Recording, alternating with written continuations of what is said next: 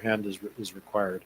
I haven't seen that here in Tokerville yet, but we have had that experience in both of our other two jurisdictions. So happy to answer any questions on that. Otherwise, things are moving along at a ridiculous speed throughout our area. It's not just Tokerville, but we've been asked by the Division of Water Quality to try to come together and get a grant proposal in for this latest tranche of ARPA funding to actually take sewer all the way to Virgin from Laverkin.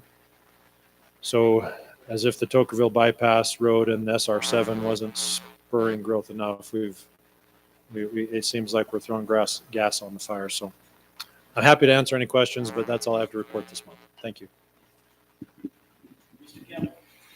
Okay.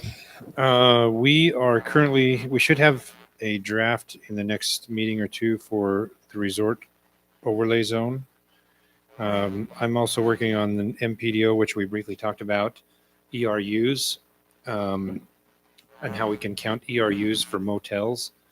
But I would like a little bit of feedback from you guys. I think we can only do 3 more MPDOs at the current time. And what I found out is we either have residential MPDO and a commercial MPDO, 2 different things are falling together. They usually are mixed. So my thoughts on it are, since we only have 3 that we can probably come up and do, is that we use them as negotiating tools. Is don't really we should maybe not change all of the ordinance to actually have a counting mechanism in it, but we have the developer present to us what they feel their motels are worth, and we can negotiate, for more things as far as sidewalks or trails or parks or, something like that. I don't know. I just don't want to rewrite something and get everything in there for only having 2 or 3 in the process. We separate them, less financially feasible for a city. Because if we have an MPDO, we need to have at least 10% of that be commercial, or else it just cash flow. Yeah, I don't want to separate them either. Then that would be my concern. It's like, well, then how are we going to make sure that we have the cash flow we need to see? Yeah, the minimum acreage requirement of the MPDO zone, I think, makes it such that you're going to have big enough, these will be big enough properties and projects that you'd be hard pressed to have it exclusively residential or exclusively commercial. My Nature, kind of a mixed use type. Yeah, my point is that, like, just to take the ERUs and count them for a motel, I'm having a hard time finding anything that's going to do that. So the only examples I'm seeing is that there's commercial ERUs and there's residential ERUs. So I don't think we should split them. I think we should keep them the way it is. Yes, exactly. Look at it and kind of look at their math, how they're getting to it, and say, it's pretty generous there. So I think that's a good deal. So I think the thing to be cautious there is we'd want to make sure we made some modification to our MPO agreements, because I think it's very easy to correlate a hotel to a commercial, and it very clearly states that in some of our development agreements even that it's a hotel is 2 ERUs. Yeah. So it's like this 2 to 1. And make sure we are all on the same page with that. And that's in the development agreements, not in the. Is it not in? It's not in the MPDO ordinance. That's yeah. But there was a way that was when it was drafted. Yeah. How do we do it? Yeah. An overall ERU number? How much is a hotel going to eat away at that? And I think that's in both development agreements. Could be. So it would just be in the south. It should be it should live in the development agreement in my mind, because then we can use that for whatever reason the ERUs, we can transfer them somehow. But I think if we just assign a solid number to a hotel, motel, a condo is pretty easy, right? In your mind, do you perceive that the need for a kind of a conversion to be more than 2 to 1? If someone's going to, like a water standpoint, and how the state would.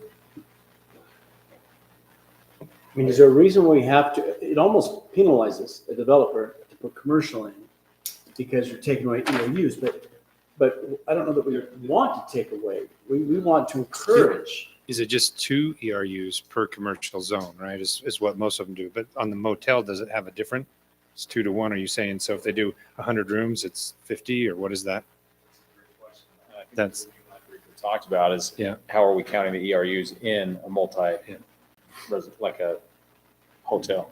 So really what I'm trying to get to is that I think we could maybe just have the developer present to us what they want their motels in ERUs to be worth. Because if they're going to come in and present 10 in a row, now that might be something different than, one here, one here.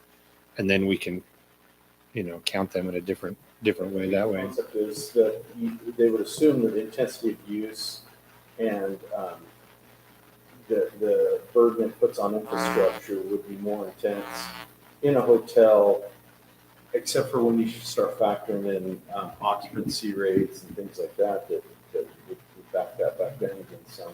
Just We get any guidance at all from the sewer district as to how that works from your point of view? It works on a case by case basis. I mean, to hypothesize, you see significantly higher loadings from commercial uses, particularly hotels, resort residential, food service. Yeah, light manufacturing, other things is significantly lower. Yeah. So it's kind of specific to business class and What kind of business it is? which I think plays to more what Joey's suggesting, is that it be done on a, negotiated on a case by case, and evaluated on a case by case development. Yeah, with only 3 coming, I don't see why we should go in and say, this is this value, plus this value, when we can use Have it for a, have a negotiating. one size fit all. Yeah. Other than that, that's the main things we're gonna be working on in the next few months, so, you guys have any questions for me?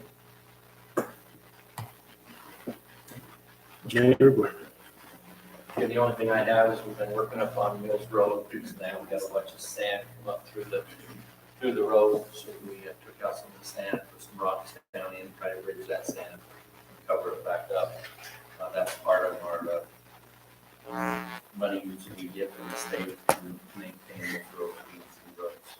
So we did that basically down at the ball field today, or last night, maybe tomorrow. We have firefighters staying on the ball field to help them to fight the fire up in Pine Valley.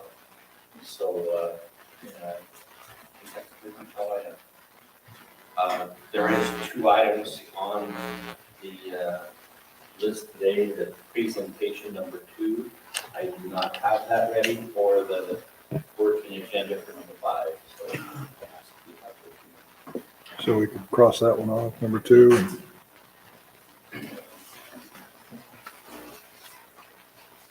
All right, Mr. Page.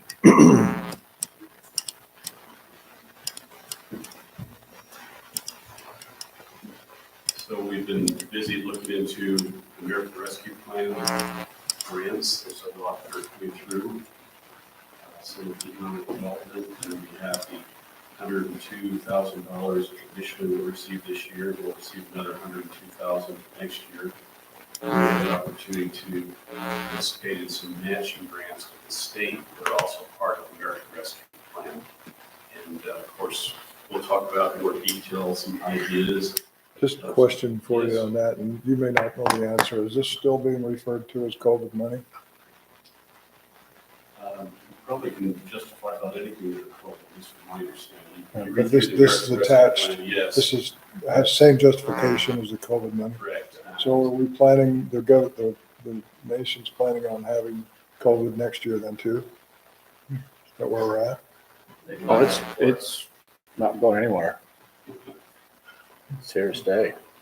Just a thought. Yeah. So we have entered into a purchasing agreement to purchase iWorks software, and we're looking into purchasing Dolores accounting software, and we're also looking into hiring an intern and paying that wage through American Rescue Plan funds. Be from SUU, correct? Probably, yes. What's the intern gonna do? We're looking at having the intern input data into iWorks software facilities we have, what equipment, what tools, size and age of our streets, water lines, et cetera. We're also looking into an intern to be able to help us with some minutes. So my only concern with that is to clean up everything in the past so that an intern is temporary. So then our staff would be maintaining iWorks with everything new would be going into it, correct? Correct. Would this intern also be able to get like our plans and all of our permitting stuff that we have hard copies of?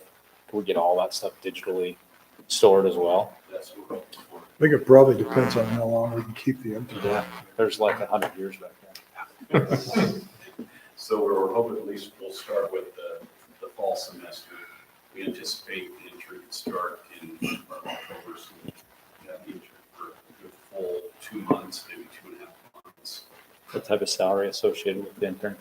We were suggesting like $12, $13 an hour, 8 to 16 hours per week. Our,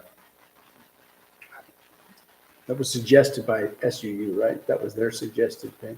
They suggested that we do pay some money for the intern. They said the kind of going rate up in Cedar City is $9 an hour for an intern. But we, This person And driving down. right, Dana, what's, drive down and be competitive. The advisor suggested at least like $12 an hour to be good at an intern. what's the cutoff for the employee benefit package hour wise per month, per week? It's 30 hours, isn't it?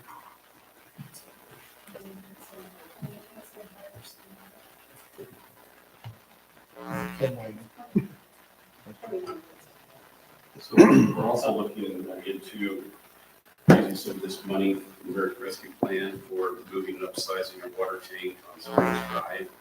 Our engineer, Alpha Engineer, is looking into that. That deadline is coming up in just 2 weeks, September 15th. And then there's some grants that are available through the BLM on Water Smart, and particularly they're looking for like advanced metering infrastructure.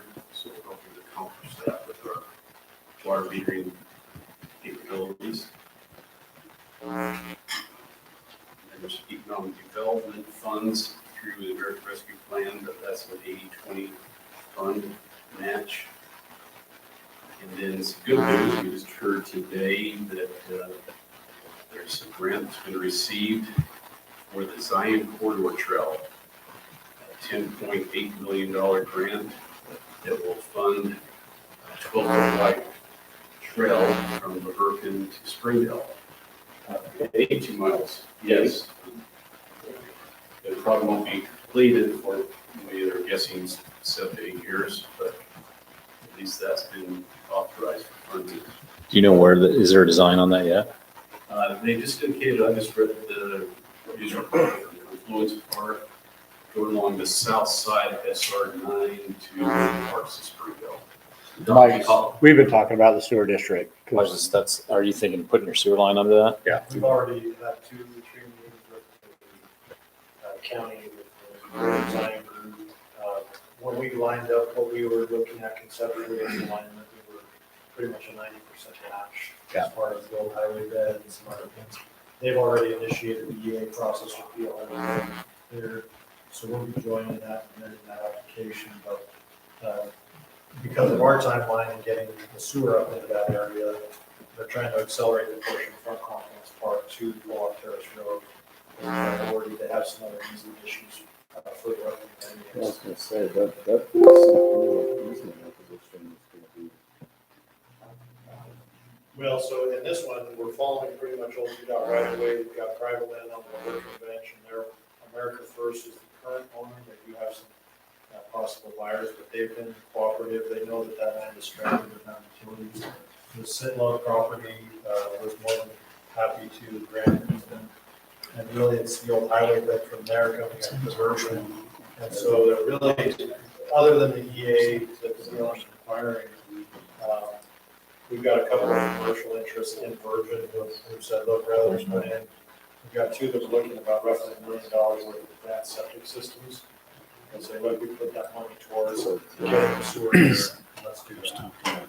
So we got Or this just good participation. That's actually our matching fund with the same lining up art with fund lines as now. we do 2Bs. And Is intended to augment the put the trail the trail system got 10.8, but the county added 2.7 half of it. matching fund, so they're really 13.5, somewhere in there. And then assuming we can get about a 50% grant on ours, we're anticipating about a $7 to $8 million cost for our portion. Then we'll be able to stretch each other's funds off further.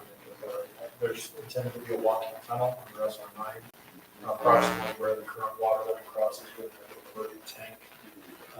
So there's a couple of, and then possibly another walking crossing at the Riverwood entrance where we would come through, and we would work in conjunction with those folks on that. We'll be going up through the Cotton Hollow subdivision and up to SR9 from there. So, yeah, we're working in close contact because they have their funding and it's looking like our funding, if we're awarded, it will come out early November. We'll be moving on to design the plan.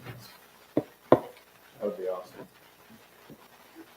One to have the trail, but two to have sewer and everything. The state can say, Anything else, Ken? Yes. And we can get a better microphone for the grant money. I'm proceeding with looking into code compliance issues with short-term rentals. So we're hoping that will help. And then we have some trainings and conferences that are coming up. I'll be attending along with Planning Commissioner Gary and Tom Slade, the American Planning Association Utah Chapter Conference next Thursday and Friday in Taylorsville. And then at the end of the month, myself and council member Chuck Williams will be attending the Utah League of Cities and Towns. We're looking into maybe contracting out landscape maintenance. We're also looking into possibilities for expanding our office space or modifying it so it could be more efficient. Perhaps maybe a temporary trailer. I've been looking at other town halls in the area for some comparisons. I mentioned that staffing needs, we're looking to intern and trying to find some other funds available for some additional help in the office. We're planning to have a planning commission presentation next week on the master plan, development overlay zone, and then we give a presentation on zone change applications on September 8th. That might be of interest to members of the city council. See, Mr. Gene Wilder is here. I presented the letter to him today about what the city is going to do for Con Lane for paving the segment of the roadway. We've added some notes to our street cross sections for like 42-foot width and 50-foot and 60-foot width. Hopefully that will avoid some confusion in the future about when parking is allowed for, there'll be no parking allowed on a 42 width road. There'll be parking allowed on one side of the road for a 50-foot road right away.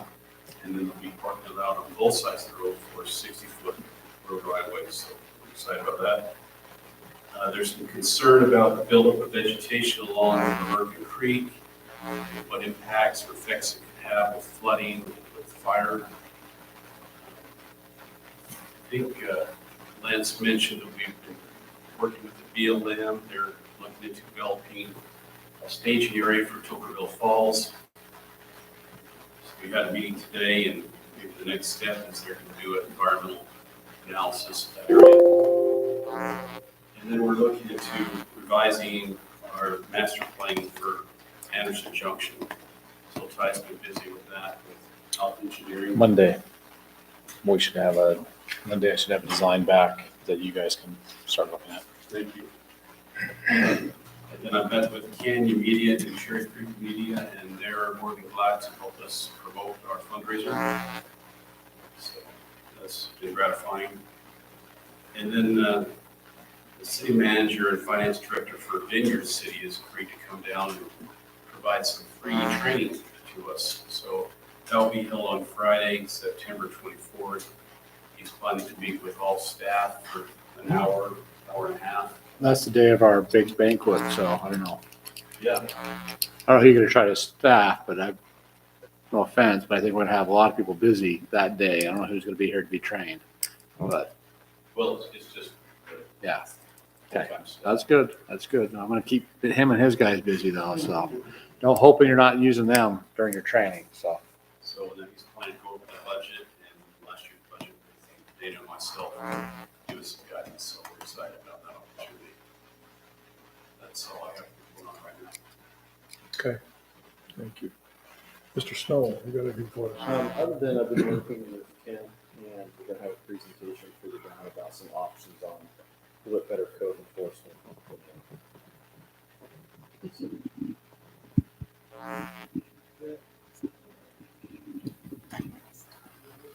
Presentation part of our meeting.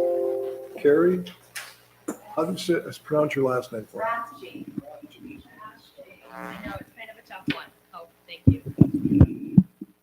I appreciate that. We're very grateful for your time today. We are giving presentations to all of our city councils about how we can extend our local water resources to accommodate the growth that we're experiencing. I know that Tokerville is looking at adding about 5,000 new homes in the next 15 or 20 years, and you're just one of our cities. And so we're really looking at how we can meet the anticipated demand. Not a surprise to you, just a couple of really quick background slides. Washington County is 100% dependent on the Virgin River Basin, all of our population centers. The river is closed to further appropriations, meaning it has nearly reached its full development potential. So we are limited on water resources and we are growing like crazy. We have grown 1,264% since 1970, and we are projected to grow on the baseline scenario an additional 150% by 2060. Interestingly, this is the baseline scenario. We have already by 2020 exceeded the baseline scenario population projection. So we are growing faster and quicker than the 2017 state population projections. We are looking forward to having updated projections later this year. In terms of water conservation, we have accomplished great things. We have reduced our water use 30% per capita since 2000. We were the first county to meet the conservation goal statewide, and we have invested more than $70 million into recent conservation efforts. So when it comes to water conservation, Washington County really is a pioneer in many regards, and that remains one of our top priorities. We are meeting with all of our cities to request. Oh yes, of course. No, you're fine. Is that per household? Per capita. Yeah, so per person. Of course. Yes, the total consumption of water use. Yes, I need to add the word per capita in there. Thank you. It's an important clarification. Thank you, Mayor. Yes, our water use has increased. Our consumptive use has increased with the population. Interestingly, though, not as much as you would expect. We've actually remained fairly consistent despite rapid growth the last 4 years. We just went through that analysis. And so, but our per capita consumption has decreased by per person 30% since 2000. Just as a fun fact, by comparison, the state has reduced their per capita consumption by 18% in the same time frame. So we have significantly exceeded the state average. Good question. If there's any others, don't hesitate to let me know. We are meeting for three requests, three recommendations from the district. The time of day watering ordinance has already been passed by Tokerville, which we greatly appreciate, and it's also been passed by the other municipal partners that we have. And we're just asking that this ordinance continue to be in place every summer. In addition, we are asking cities to consider adopting a water waste ordinance. Tokerville does not currently have one, but things like inefficient irrigation, broken sprinkler heads, not following the time of day watering ordinance, and other instances could easily be a water waste citation. And then water efficiency standards for all new construction. And that's really where I'm going to focus the majority of my time tonight.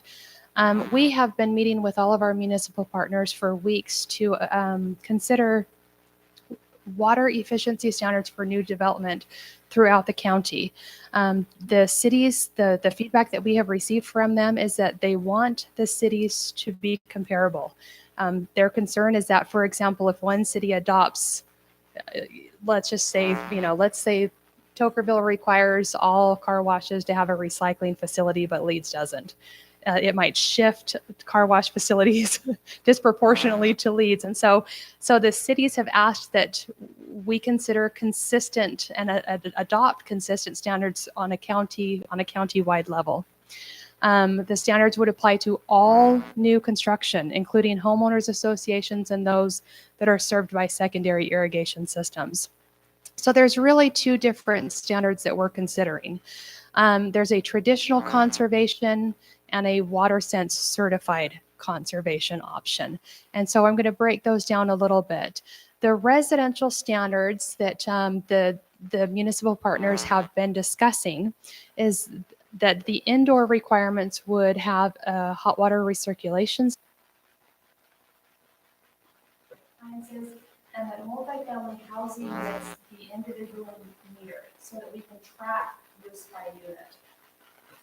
The outdoor requirements that have been discussed is that we limit landscape area to 2,500 square feet and that grass area be limited to 750 square feet. And that pools, spas, and other water features would count toward that 750 square feet unless it's covered. We install landscape-specific meters at each property that we use a minimum number of approved water-efficient trees and shrubs, and we irrigate those with the drip system. That's important because we really don't want to just have crop landscapes. That contributes to the heat island effect. It makes our temperatures higher. Other municipalities have been too draconian with their landscape requirements, and they have had to go back in and renovate landscapes. For example, the city of Tucson. It now has the campaign to plant 2 million trees because they have had such a hard time with some of their landscape conversions, according to the city of Rock landscape. We do not want that. We want there to still be trees and vegetation. That is a high priority. Not only does it contribute to the community, but it also contributes to the aesthetics. And we want to maintain Southern Utah as a desirable place to live and work. We do want to install water smart irrigation controllers and avoid lawn on park strips, slopes that are greater than 25% and anything less than 8 feet wide. That's just really inefficient to irrigate, and it's just not an advisable of water resources. We would like to encourage that pool covers that pools be covered, and that these standards would be verified and enforced by the city. The cost for this, as you can see here on this slide, shows that the additional cost on an average basis, and then we anticipate water savings on a per gallon, per year, per gallon basis. And these are averages. The WaterSense label fixtures do not have an additional cost because that is primarily used today. And so most of the fixtures that you can find at Home Depot, those are already WaterSense labeled. It would just be a matter of maintenance required. The Energy Star dishwasher would be about $100 more. The landscape modifications about $3,250. The pool covers are a little pricey at $10,000. And the operating circulation system, which I skipped about 5 minutes. You can see the average savings for each of those based on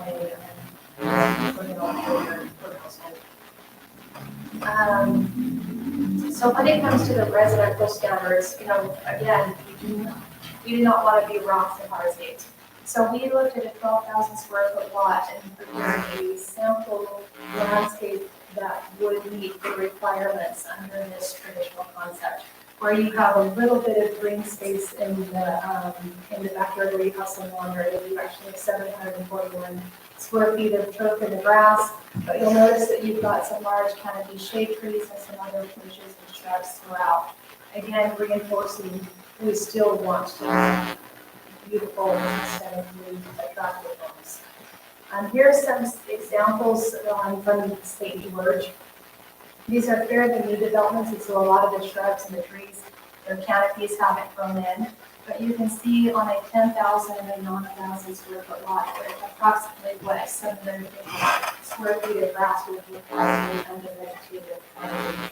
Again, these are not the best examples because they're new landscapes and we don't have the mature tree canopies, but you can get a feel for what that might look like. The larger lot examples are obviously a little bit more, they're definitely less turf. There's two examples, one almost 80,000 square feet, both under 50,000 square feet. You can see that the home on the left does not have any grass, but they do have a very large covered pool. That pool is about 600 square feet, and you can see that they've also got a lot of vegetation. So they've got a large lot, large homes, and they still have some vegetation. It's a really large pool back there.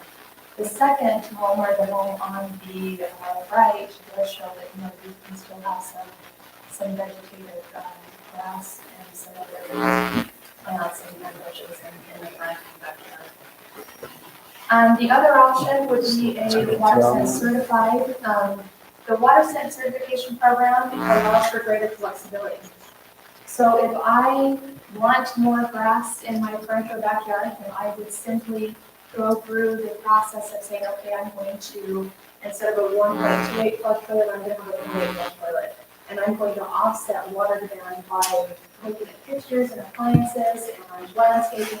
And so it allows for much more flexibility. You can also say, okay, I'm going to plant Bermuda grass, which we know uses significantly less water, which will allow for a larger footprint of grass. The WaterSense certified is an official program, and so there would be a certification required by an approved verifier. And there is additional cost because the homeowner or the developer would have to pay the cost to have that certification done. And so there are some additional costs associated with that, but it does allow for greater flexibility if somebody really wants to diversify their landscape and or fixtures, however they want to organize. So at that point, then, you're going to be paying by the gallon for water to have the additional green space?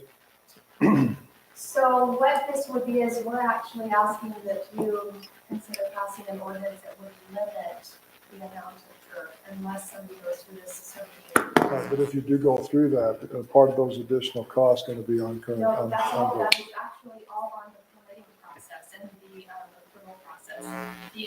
So the cost would be to pay for the approved verifier and the certification process. So because how this works is the demand for households would remain the same. It's just that I would modify how I am approaching my water savings. So for example, I could have more grass, but I would have to have more water efficient toilets, or vice versa, what I was looking for. So there's actually a list that you can go through and say, okay, these are my priorities. And then that independent verifier will work with you to identify the fixtures and the features that you can have in your home and your landscape and still accomplish the same amount of water savings. So yeah, the additional costs are the permitting. Yeah. Yeah. So they're trading inside water for outside water. Essentially, yes. Or vice versa, depending on, let's say Right, I really like fancy showers and I don't want low flow shower heads. I might say, hey, I don't care about grass. I don't play outside. I want an amazing shower. I mean, that it allows for custom flexibility based on the property owner's personal desires.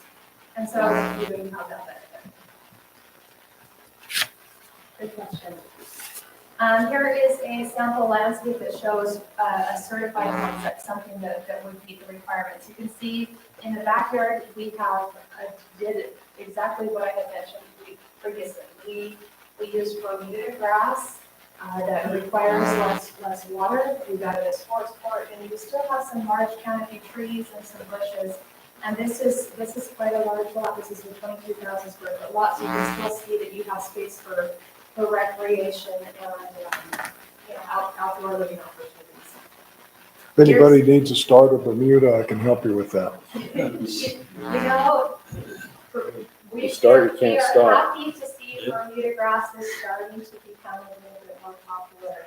In fact, Zach Rensburg planted Bermuda grass I at hate his house and he brags about it all the time, about how little he has to water. Are there new hybrid versions of Bermuda? Because I hate Bermuda grass. It There makes are- me itch and There sneeze and are I some hate that. hybrid. Yeah, in fact, we recently met with the gentleman who used to do the grass for the school district. His name is-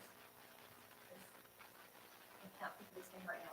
But he said that there's a new hybrid Bermuda grass that is actually not really visible for the school district. And I have it written down in my notes at the office. If you're interested. I could have Yeah, it. I would actually, yes, if you don't Yeah, mind, if it's you a- want to email it it's to me, a- I'd love it's a to. hybrid grass, I just cannot remember the name of it, but I do have it written down. So we're Okay. happy. Thank you. Sure. Here's some examples of landscapes that would require certification. You can see on your home on your left is about 11,000 square foot lot. And again, that's kind of the standard lot size that we're seeing right now in Washington County. So you can see that this lot actually has a little bit more grass. But again, it would meet the requirements. It's an adjustable accommodation to if they were to be water efficient inside it, you can offset that. The home on the right is again a really large lot of 18,000 square feet. You can see that they still have a little bit of turf and wood in front and backyard. The one thing, the feedback that we got from the municipalities and the developers is that, you know, for example, I'm from Las Vegas. In Las Vegas, they just passed an ordinance that you can't have grass in the front yard. And you can have, 50% of your grass up to X square feet in the back. And the municipalities and the developers wanted to be able to give their customers the option. They didn't want us to be that specific. Some people might prefer grass in front, some in the back. So we just wanted to, to demonstrate that we take that into consideration and have it adjusted for that. The commercial standards, I won't go through these, a lot of them are the same, but the standards for commercial, institutional, and industrial would be the same in terms of the fixtures and appliances, but we would ask again that all units be sub-metered so that we can independently track and verify per unit water use. And then we're also asking that recycling pumps are at all car wash facilities.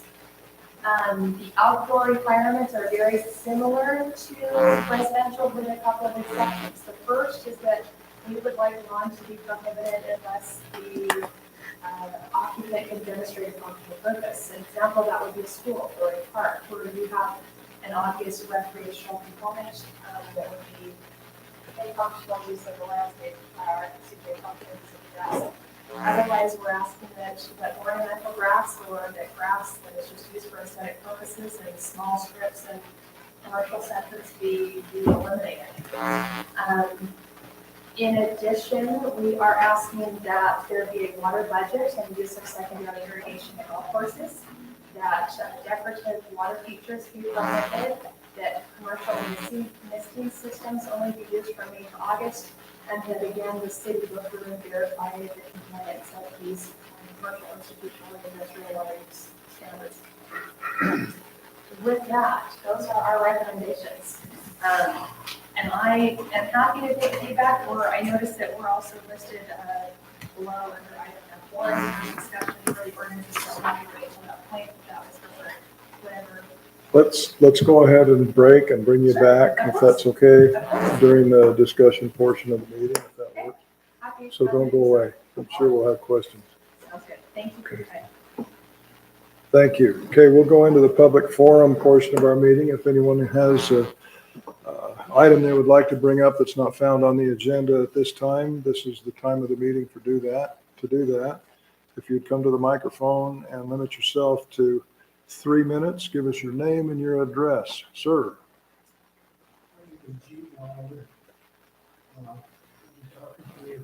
A couple of months now about creating the lane from Ashford Drive West. It's a very short dead end road. It's been built to be recognized since the city.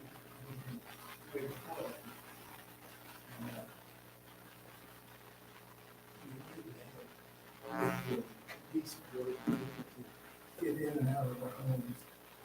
There are 7 families that live on that short road, dead end road. 3 of those families are one of the line. And we have a hard time walking through that gravel. In fact, I cannot go through that gravel. And tonight he's been, said, I have to find somebody willing to drag our garbage can up, and I can't do it. It's a need, we definitely need, we definitely need a paved road. And I received a letter today from the city manager saying that in order to get it paved, we have to have curb and gutter inside. And I said, and I've talked to you before, all 7 families, and I've talked to every one of them. I just got the letter this afternoon and said, a couple of them couldn't talk to me today, but I know how they all feel. No one of us wants to curb and gutter sidewalk. It would be a total waste of money. It would serve no purpose, and it would be our street. It's a short road street, and the other people that are concerned about that road, if you really do this, dead end, all of the street, nobody ever comes down, except the people who live there. The people who live there do not curb and gutter inside. So, it looks to me like you're trying to say the only way that we can get what we need, but what we don't need, no one wants it, and no one will. And it's very egregious to us. So we all feel like we would do anything that we have to do to keep the avoid having curb and gutter inside. And I know that there is an ordinance, and I know that there are variances and exceptions that can be made. You can do this, I know you can do it, and you know you can do it, whatever has to be done. But, we'll do whatever is necessary to get the street ready. Have to have curb and gutter and sidewalk, leave it gravel, because we certainly don't want that.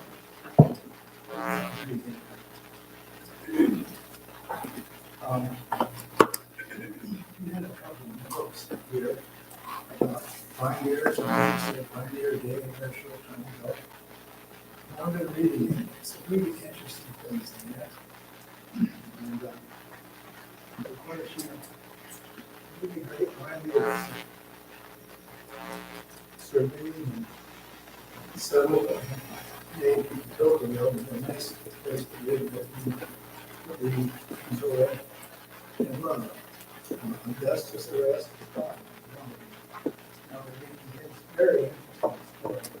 And he surveyed all of those and understand lives. And really Billy Maxwell and Joel Maxwell, we probably know her. She didn't die too long ago. But this Augustus Dodge, it's the 71st story, Mr. Trump. He was out surveying one time with a bunch of guys and they pulled up Florida on horseback. And they looked up on this hill, and there came a whole bunch of Indians. Took a whole bunch of Indians to turn around and bring them. The Indians to go and take the flag. So Augustus took his 2 best riflemen and they went forward to point your guns at the chiefs, the 2 chiefs. Said, we don't want any trouble, but if we had trouble, the 2 chiefs would be in the country. We had this thought about that. That's the kind of courage we kind of have settled in this great country. And I think they'd be very organized right now if they realize that 5 of their grandchildren are living on the great railroad. We can get a decent street to drive to our home. Whether or not curb and gutter, we do not know. Thank you, Jim. Appreciate that. Anyone else?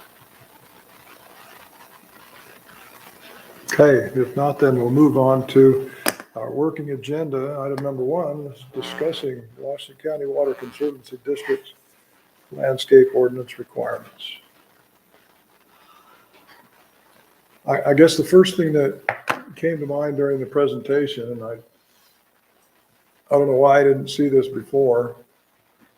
We've gone to great lengths in Tokerville to kind of maintain large lots.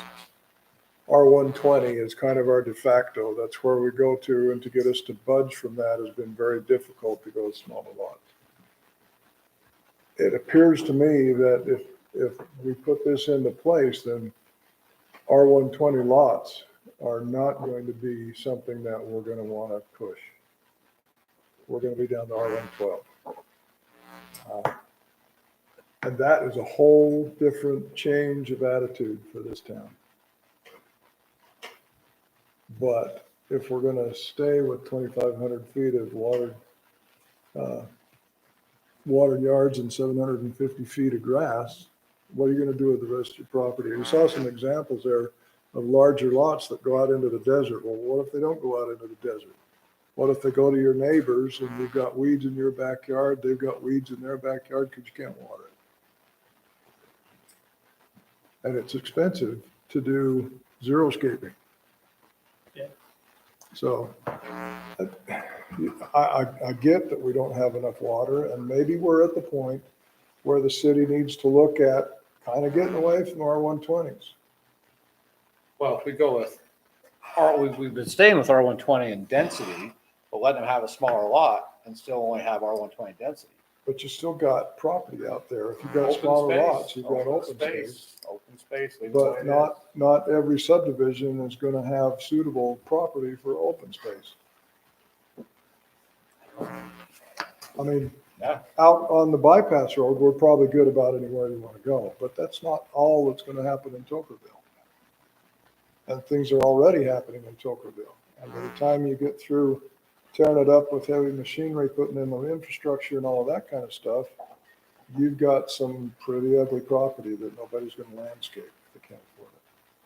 Well, true, if they're not going to landscape it, but I think what the water district is wanting us to look at is alternative forms of landscape, rather than put down grass. Look at shrubs or trees like they have up there in their garden over there at the water district, where you walk out in it and it's not hot like it is if we're all concrete. Now, if it's my world, I just put concrete down. You can make it look like sandstone even nowadays. It looks great, but and then you can move your bushes around in pots if you want to. But anyway, I don't think the demand is that we reduce to no landscape. I think the request is that we use alternative, or we encourage alternative landscaping that just doesn't use as much water. I agree with you, but how many half-acre lots have you seen that are desert landscape, that are xeriscaped?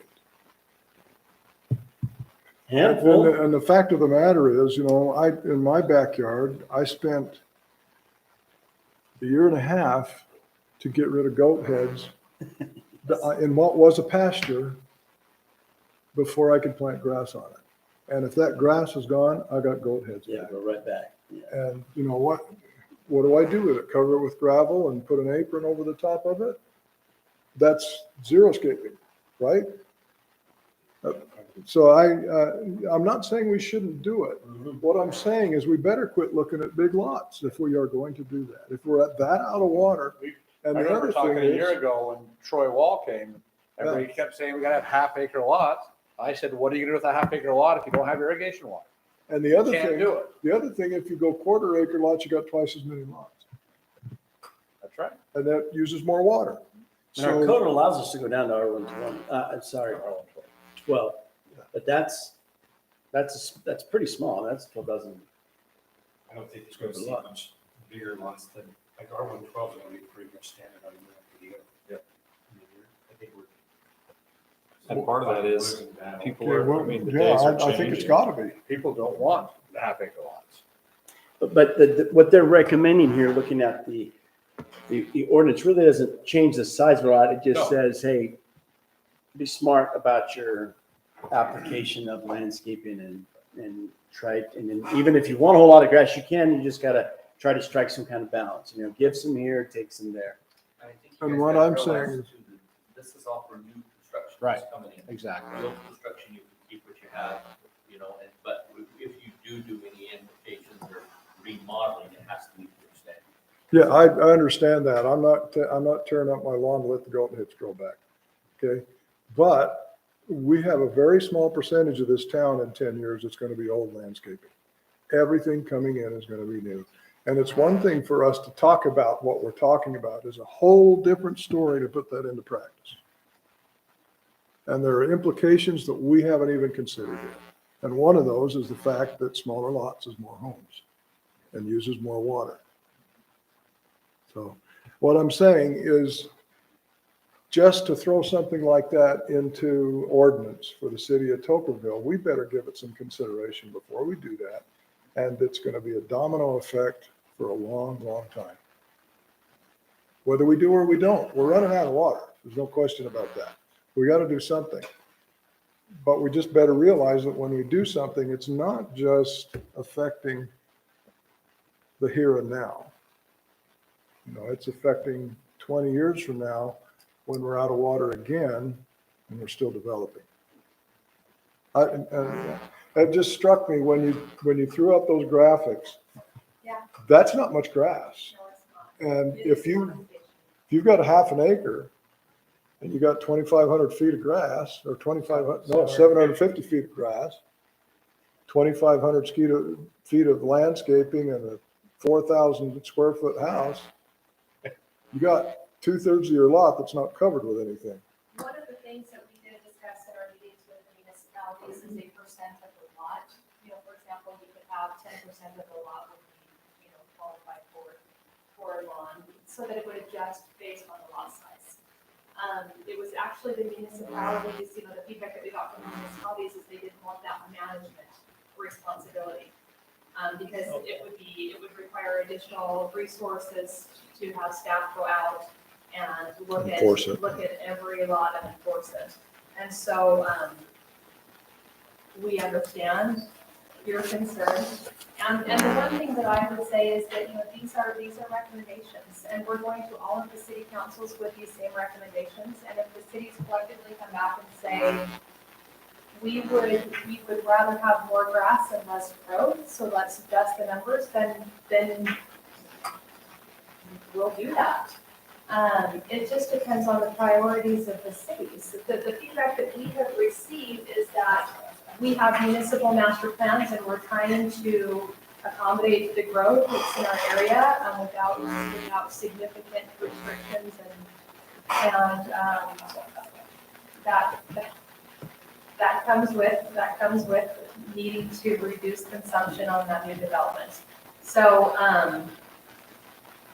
we're not here to tell you how to do your job, we're just here to give you options. And we appreciate what you do, And we really really do. hope that you will consider them and then provide feedback to us. Again, tonight's our first meeting, we have meetings tonight in Santa Clara and here with you guys, but we're meeting with all of our municipal partners. And we're asking for feedback. If you don't think that having water sense fixtures as an ordinance is feasible, then you give us that feedback and we'll go back to the drawing board and discuss it with the other cities and come back with a different recommendation. Yes. Just one quick question. We've been talking about all the future growth and future development and restrictions on future development and so forth. Is there any type, and maybe you just haven't read this, is there any type of a program that you have for incentives for people who already are in place and have all these water consuming things that to encourage us to change? Yes, so the district does have a fairly extensive rebate program. So we have rebates on irrigation systems, on water sense toilets, on water smart, you know, washing machines, and if you're in a commercial facility. And we are updating our water conservation plan that is also going to include a rebate for grass. And so, in addition to trying to get new development to use less, we're also working on having existing residents to also decrease their consumption use of water.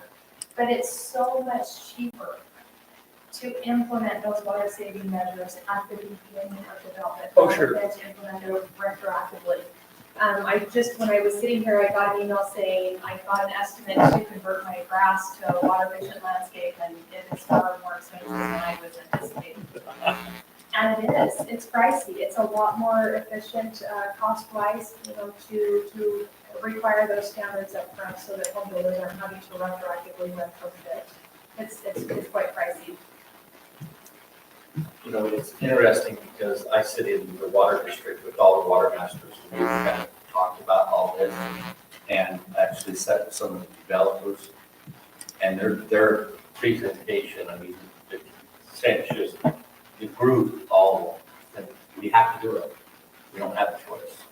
And it's funny how we come to the city council, but you guys do it with the public, but we're dealing with water at our end, and we're seeing, man, we don't have it. We're people are wasting it. We see this, we're going through it. Developers are saying, hey, you know what? We have this growth, the economy's going good. And so they'll do what they have to do to make it look well. It's just the way you look at it, that's perception. Lance, I think we understand that we have to do it. I don't think that's the issue. I think the issue is, for me, it's not that simple. It's not just as simple as cutting back your water usage. You got to allow for what that means and what that does to the rest of the landscaping. And I agree. We've got to do something. And the Water Conservancy District is doing the best they can to get us more water. But even more water is only that's a finite fix. It's not going to last forever. I think we have a really good example in Tokerville. If you go over to Trail Ridge and you go through Trail Ridge and then up into Mesa Views, we have a development agreement there. So we have lots that are down in the crowd. I think we have some 9,000, 8,000 square foot lots up there. When you drive through there and look at how they're landscaped, it looks really nice. They've got trees growing up. I think that's why, like you talked about the lot size, I think it has a lot to do with it. It's a lot more cost effective to landscape 9,000 square feet than it is to landscape 42,000. And so there is some wisdom. I think we are going to need to look at what we allow for lots and where we get to with that, but then balancing out, part of why we love Tokerville is there's big mature trees and there's grass, and not everybody's going to have that. And I think you look through the development agreements we have in place now, so those 5,500 homes that are coming, they're all going to be clustered. There's probably not going to be one single half-acre lot in the whole thing. They're going to suck them down, and they're going to leave us desert open space. So I guess I say that trying to figure out what's the best solution. I think we got to move with this. I hated the idea of trying to balance out and have an administrator that's balancing out. All right, you're doing these toilets so you can have some more grass. You had two options, and the one option was way more simple. And quite frankly, the government's forcing our hands on fixtures and toilets. Those things are all going water-wise regardless. I mean, that's happening, but it seems like a nightmare to try to have Lance or the building inspector go through and say, okay, well, you've cut back here, here, and here, so you get another 100 square foot of grass. Excuse me, can I go in and look at your water faucets? Yeah. The first draft of the landscape ordinance was just the requirements, but a lot of the municipalities like the option of having an independent verifier to do certification because it freed up staff resources. Mm-hmm. And so, again, what we're presenting today is collaborative feedback from all the municipalities, and what works for one city may not be the best option for another city depending on resources that are available. But we tried to be flexible in giving options and saying you could either meet these requirements and have them verified by the city, or if you want greater flexibility and you don't want the burden of the city staff having to verify the data, you have the option for requiring a water center certification. And I guess at the end of the day, the truth of the matter is we could, as a city, sit down and figure out what we want. Maybe we do it by percentage, and then we come back and say, this is what we want to do, and show it to the district. Whether they buy off on it or not, it doesn't matter. The truth of it is, maybe they got some good feedback. We can say, hey, we like these, take some of their ideas, put them in. Now we have our own plan that promotes our trees, promotes some of that landscaping, but still is conserving water and moving in the right direction. Mayor, if I may, to move this along, the question I have is, we were given a draft of water conservation standards. I've taken the draft and I've put it into our formatting for an ordinance for us. So we've got essentially 95% of the Conservancy District's proposed ordinance, and it's in our ordinance format. I know that council members looked and had some questions about it, said, do we want to do this? Feedback that I received from the district was that they were getting feedback. Once those standards, there was a lot of discussion on input on developing some standards from the different municipalities. Once it got put into an proposed ordinance format, there was some additional feedback and some changes likely. I sit here and I hear we probably need to be as uniform as possible amongst the municipalities. If we can, where are we at? Is there going to be a second draft? I don't know that this is, we're at a point to, have it on as an action item on our business meeting agenda in 2 weeks. But I wanted to hear confirmation from you, that's where we're at. We tonight are not asking for any action other than consideration. To clarify, the sample landscape ordinance that was distributed to launch this discussion was very much a preliminary draft, using best practices from other communities. So, It was never intended to be considered a final draft. Okay. It was literally a starting discussion. so when do you perceive that there's going to be kind of a more vetted version that most municipalities are going to be looking at adopting with slight variation, maybe municipality to municipality? So the purpose of doing these city council presentations is so that everybody receives the same information and has opportunities to consider. And then we will reconvene with our water managers from the respective cities and discuss how we fine tune the recommendations to accommodate the preferences of the various elected officials. The one thing that we have talked about is, we have gone back and forth with this to draft another ordinance that incorporates all of the received feedback from the municipalities. And that, in an ideal situation, we would do that.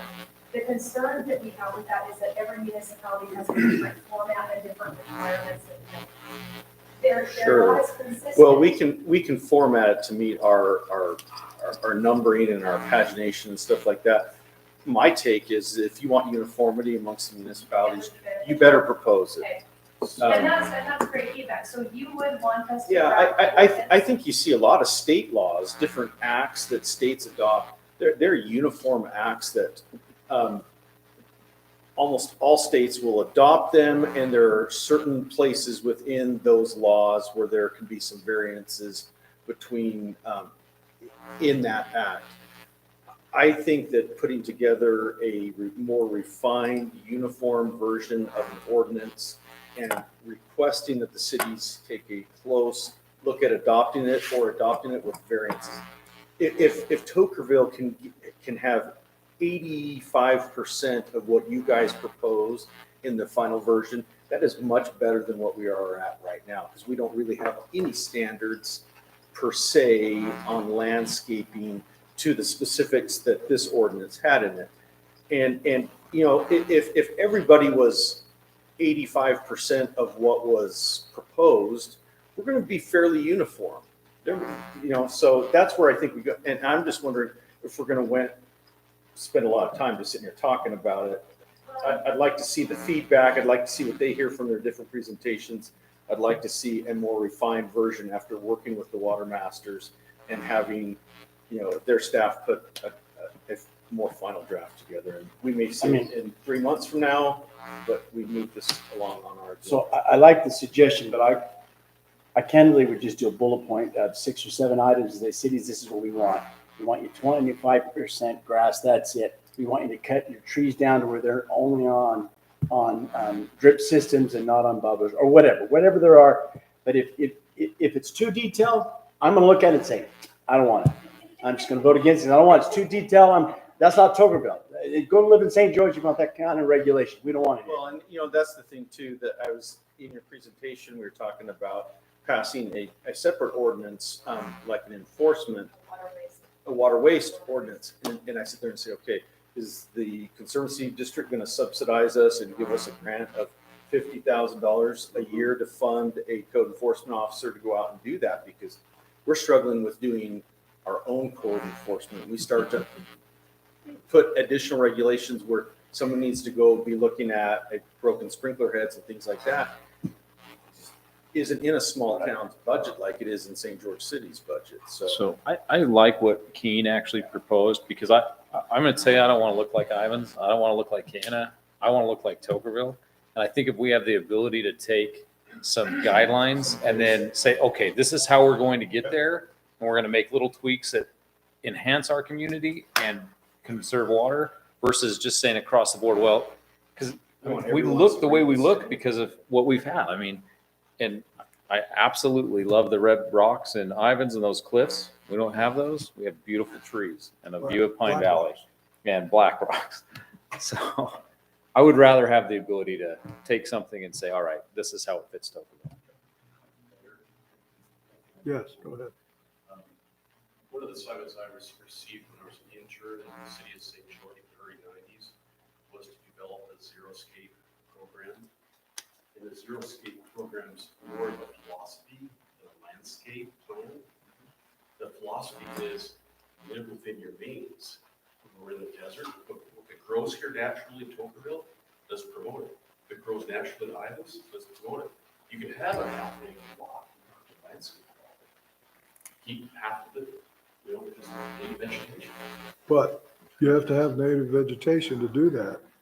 And if your lot's been scraped, Correct. you don't have that. You got goat heads. Right. So that's the point, is you don't have to scrape all of it, just leave, that's the kind of philosophy with Kansas.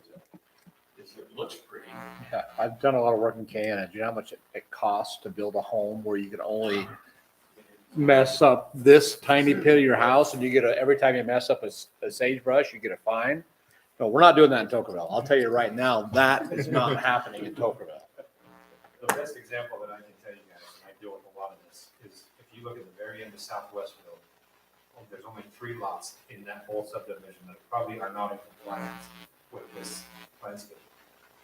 You know, they all have, like, there's probably only 3 lots with more than 750 square feet of grass.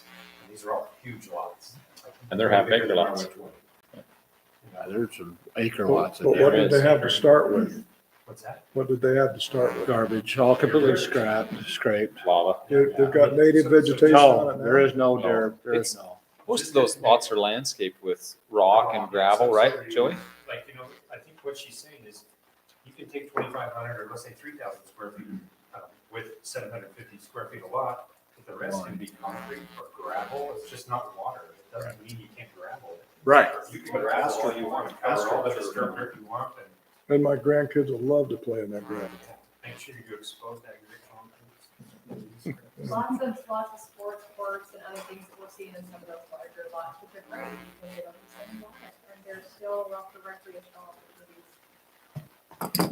I don't mean to sound negative. I'm just thinking that there's a lot of things we have to consider before we throw this into effect. And we know that, and that's why we wanted to give you an opportunity to just hear the information and provide feedback. So what I will take back is that, you would like additional opportunity for consideration, you would like to be privy to feedback that we received from the other municipalities.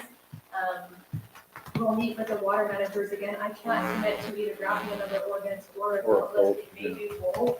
It just depends on the feedback we receive from the other municipalities, but we'll take that into consideration and try our best to accommodate all received feedback. And I sure Great. appreciate your time and thought. Thank you.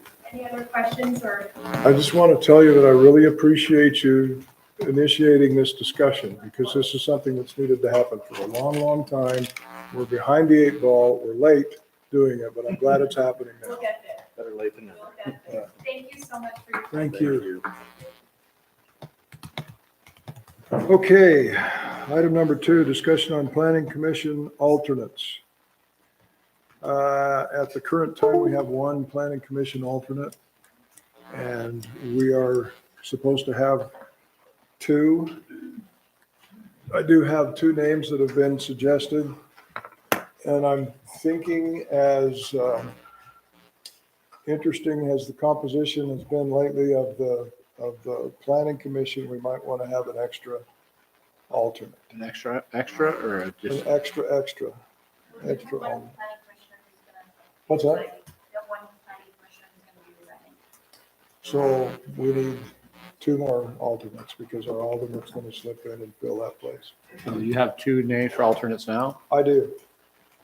I've been given the names by people who are involved with the planning commission of Valerie Pressler and Stacy Eaton. Does Stacy want to do this? Yeah, I guess the question is, have they been approached and have Yeah, he indicated does. their He willingness? does. Stacy would do a great job. Valerie Pressler is a retired businesswoman who has moved to Tokerville and is interested in working for the city and volunteering for the city in that capacity. So How long has she lived here? Gary's the one that suggested. I'm not sure how long she's been. The code requires a minimum of 1 year. I don't know if Pressler's been here a year yet. Yeah, I don't know either. Planning commission, is that still the same? It used to be, I don't remember it's changing all, but that was the rule 10 years ago. August of 2020. So we're there. She's a year. There you go. Just Okay, in, those are the 2 names that I've been given. Stacy's been by here a year, right? Gary Chaves and Joey. barely over a year. Just barely a year. Want to discuss, you want to talk about Stacy for a while? He's right No, here. Embarrassing. Mayor, the only thing I may ask with that, with those 2 alternates, is that we probably have one, like a 1 and a 2, so that when we have so that when we have somebody leave, it's known who's moving in. So that Yeah, our we're in ordinance a doesn't system. dictate that, but I would say that it usually goes by date of appointment, Which should be the same day. which would be the same day. So the point is very well made. So arm wrestling, Just I'm make it thinking. Arm wrestling. Alphabetical order. So the motion would be, motion to recommend that the mayor appoint those individuals, and if you want in your motion to designate who is first alternate, who's second. Do we want to make that motion today or do we want to make Can't that wait. I motion? don't think we next can. meeting? Oh, Planning excuse meeting, me, yeah, you're right. Yeah, we We'll, can't do we'll that. do this in our In regular our 2 weeks. in our voting meeting in 2 weeks. So Are there any? I have no If you- if- objections of either one of them. what's that? I don't have any objection for either one of these. And I don't know Valerie, but I think she's in the board. No, she's in. that's all, she's it's in all the more second. reason for me Second not ward? to know her. Okay, she's not in the board. Okay, any other discussion on that particular item then? Nope, other than I think you got 2, at least 1 great candidate and probably 2. I just don't know them. So, Val or Valerie? What a It's Val, politician. it's Val or Valerie? It's Val Pressler, isn't it? What's that? Val Pressler, not Valerie. Valerie. They call her Val, but her name's Valerie. oh, isn't that the home with Val and Val? Yeah, Yeah.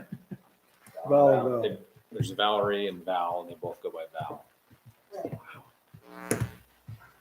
Yep. This is the female portion of the Yeah. couple. Okay. Not that we can't really say that anymore. You can. Okay, item number 3, discussion on the updated Tokerville Parkway UDOT agreement. That agreement's in there. I looked it over. I don't know that we need to go over a whole lot, but it's in there. Everybody just needs to read that and see what it is. And this is for the funding of the Has anything bypass changed from the last? Yeah, there's modifications to it. We made a change to well, kind of in a nutshell. Yeah, we made a change to the road sections. We added 1 road section, which was a UDOT preferred. And what that did was allow UDOT, if and when they build the whole road out with 2, that's not the right one, but nope, keep going down. Keep going down. And I don't think that's UDOT's agreement. That's ours. Those are our costs. Those are ours. So, but what it did was our full build out was, a walking path, planter strip, curb and gutter, 2 lanes, planter, all the way across. That was our master build out. UDOT had asked if they could do a full build out with the median, but not with the curb gutter and sidewalk on the sides, and that we would maintain provision for the developer to put those in as they go. So so that's it right there. So this one got added, and you would not have seen that yet. This is brand new as a UDOT, and it says UDOT preferred option. It also states in our agreement that the only entity or people that can build that is UDOT. So that's the only people that can build that. So no developer can come in here and say, that's the section we're building. So that was a modification. In the agreement, it also refers to the money that is being given to the city to construct this of 18 million and something dollars, and how those funds will be appropriated, and that the city is required to hold back a percentage, $17,950,000. So, and that we will be holding back 1 point something million for professional services to do construction management construction, 1.65 million. So those things were changed. We were in that meeting. What else did those were the biggest changes to that agreement. But definitely I just encourage this council to read through that, make sure you understand it, know how the money is going to be given to the city, and understand what our responsibility is. We're going to hire a construction management company to take care of those funds, do the pay request, take care of the meetings, kind of handle all of the inspections, so that when we're done building, the burden of having that to UDOT standards doesn't fall on the city. It's falling on our hired group, and that 1.65 is going to be used to pay for that. It also, I don't know if it spells it out in there. I'll need to reread it, but it also talks about whatever shortfall is that's there will be the developers to take care of. And there is one other element that we had discussed. So instead of requiring, originally when we put this plan together, we had talked about, as the developer developed against the parkway, that they were required to put in the infrastructure, meaning either build the other lane, curb gutter, and sidewalk as they went by. UDOT has come back and said, well, what they had as a problem with that is we're going to end up with 100 foot here and 100 foot here and 100 foot here as they do their frontage. So the city, this agreement talks about us establishing a way where they pay per linear foot of frontage. That'll go into the city's coffers. And then when we have enough of those funds contributed in that coffers, we'll take that money with UDOT and go put the curb gutter, sidewalk, and improvements in. So instead of piecemealing it together, we're building it all at once instead of having it broken up. And part of the reasoning for that is if, we're only building the north side lanes. And so if somebody went to the south, now they're going to go build a little section that's, 400 foot long with no asphalt. There's no way to get on it, right? So this is to help clear that up. And the engineer will be providing to the city a per foot price that we'll be able to just quickly calculate up how much their frontage is, plug it in, and they'll pay it into the city for that fund. That'd be fixed or adjusted periodically. So that's a great question. I think it's going to have to be adjusted. I think we're going to have to start with the number, and then that number is going to just have to be variable and increase as time goes on, because this is going to be a 15-year process. In 15 years, we're going to see it go up. And I think at any time, we should be able to evaluate that number and plug it back in. And so go ahead, Kent. Yeah, I'll email the agreement and the amendment to the agreements of each of you. Perfect. And so those were the largest, It's in our Dropbox. those were the biggest changes that were made. And anyways, just review them, and then we can discuss them next week or 2 weeks. Basically, we leave the edges Rolled off. beveled down into the gravel, and the developer, when they build along the edge of it, puts in the curb and gutter Yep. to that. So that's the change. Yeah. What we're saying is it's going to stay both the north lanes. And when we have collected enough funds, we'll get with UDOT, and then the curb gutter, sidewalk, or meandering path will be established at that point, so that we're building half a mile of it or a mile of it instead of 300 foot or 500 foot at a time. And that should help keep it more of a uniformed road. Okay. Anything else I can help or clarify or confuse on that? Perfect. Oh, that's pretty confusing. I nailed it. We'll probably be ready by next month.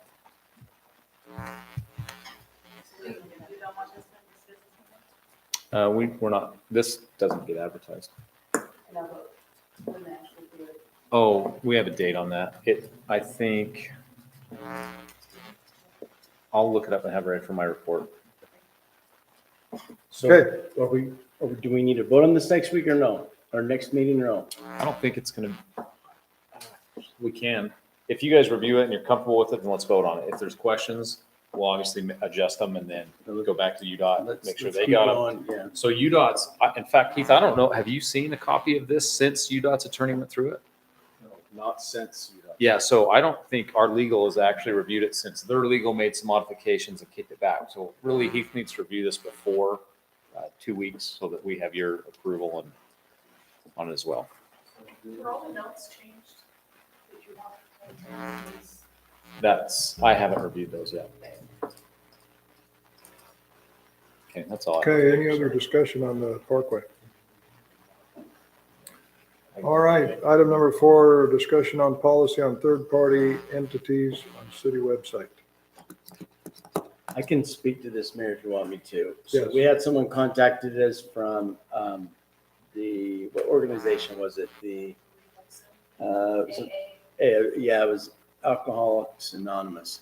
And they asked if they could put a resource link on our website for the general public. So the question is, do we want to create some kind of a policy that when we do or don't put someone's link on our website? I don't know if there's any harm in it, but I can tell you after the debacle that we've had with Facebook and everything else, I'd rather just keep it only city.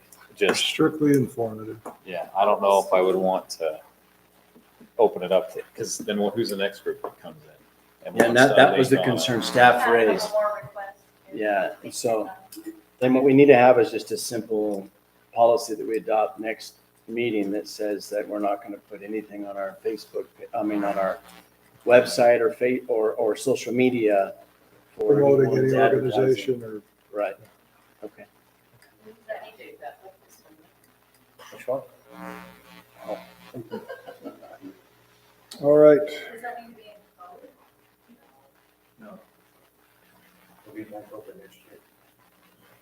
We'll just adopt that as I think we should vote on it, but I don't think it needs to go as a code item.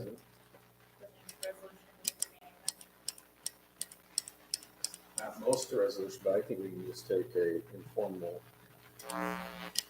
vote and act administratively on it. We could limit it to government websites, also to Washington County, a lot of these are actually very easy. With the power of Google, why in the world do they want to use our site? We'll just lead them astray. That's So, my question. yeah, I would just say that I think we can just give you direction and manager can write up a short statement internally that that's just what we're going to put, a policy or procedure we follow. That, okay. Mayor, we're going to skip number 5. okay, we are skipping number 5. Item number 6, discussion on resolution uniform fee schedule, residential building valuation. Is this back to, I thought and max it to 100%? Well, we talked about 85%. Now they want to make Oh. forward down to 85. Yeah, 100%. I gotta look at that. That's way too high. I'm not gonna lie. That's like San Francisco and New York. That's the whole nation's average, and it's just too high. So then they may change it. It's in the red, it's in red there, right? If it's in the red, we better fix it. That was such a It's bad based joke. on the current building valuation, but I think that we need to add 85% or it's just. We, Multiplied by 0.85. 85. yeah. Just over there under building department, fees, we have the building permit fees, residential, commercial. It says on the right side of the column where it has amounts based on current building valuation data, issued by the ICC multiplied by 0.85. And I think on that particular screen or looking there, it says swimming pools and accessory buildings. Those need to take this for EPS. Swimming pools, $50. Accessory buildings, $100. Okay. Someone wants to say that, okay. Okay. Any other discussion on that? Any more? There is. Well, there is. I went through when I was asked to make this, we put in more robust language about, under the general notes at the bottom, if you go to the very bottom, about professional fees, publication costs. So that's my additions to it. So that's no question what an applicant has to pay for. And I think part of that for staff is to know, we've kind of been dealing with this with Troy Wall, with the eaves. It's like this multiple, every time it's coming in, we need to just bill them. And they need to be told when they come in that they're getting billed for everything. Because it's getting to be a huge burden on staff. And every time they're coming in, somebody on this council's met with them again to help clear something up. And then we're having, for example, we've had Alpha review the plans on the Parkway. I think they've now reviewed them 3 times, trying to get it cleared up. They're billing us every time. You know, so that one happens to be ours, so I don't have a problem paying for that one. But when it's a subdivision,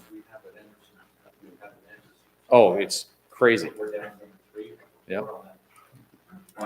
We've been going on for 2 years working through that. So, and we've been eating those costs the whole time. So I haven't read that, Heath. Is the language in there clear so that staff can bill for those items?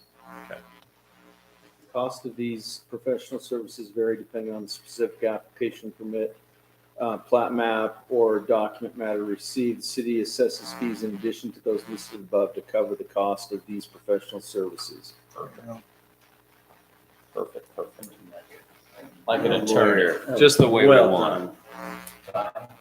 When we sign a final plat, when they come in here, like we just did for the Parkside, when we sign that final for them to do it, does that mean we're locked into that? Or can we change, can it change later on? Because like at Anderson, Juniper Ridge, whatever they're doing, they're changing some of their small teeny homes or how they're going to do it, but they really haven't given us a lot. So Heath can probably speak to this better than I can, but my understanding is once we've approved like a preliminary plat, that preliminary plat's good for 18 months. And if they build what's on the preliminary plat, I feel like we're bound.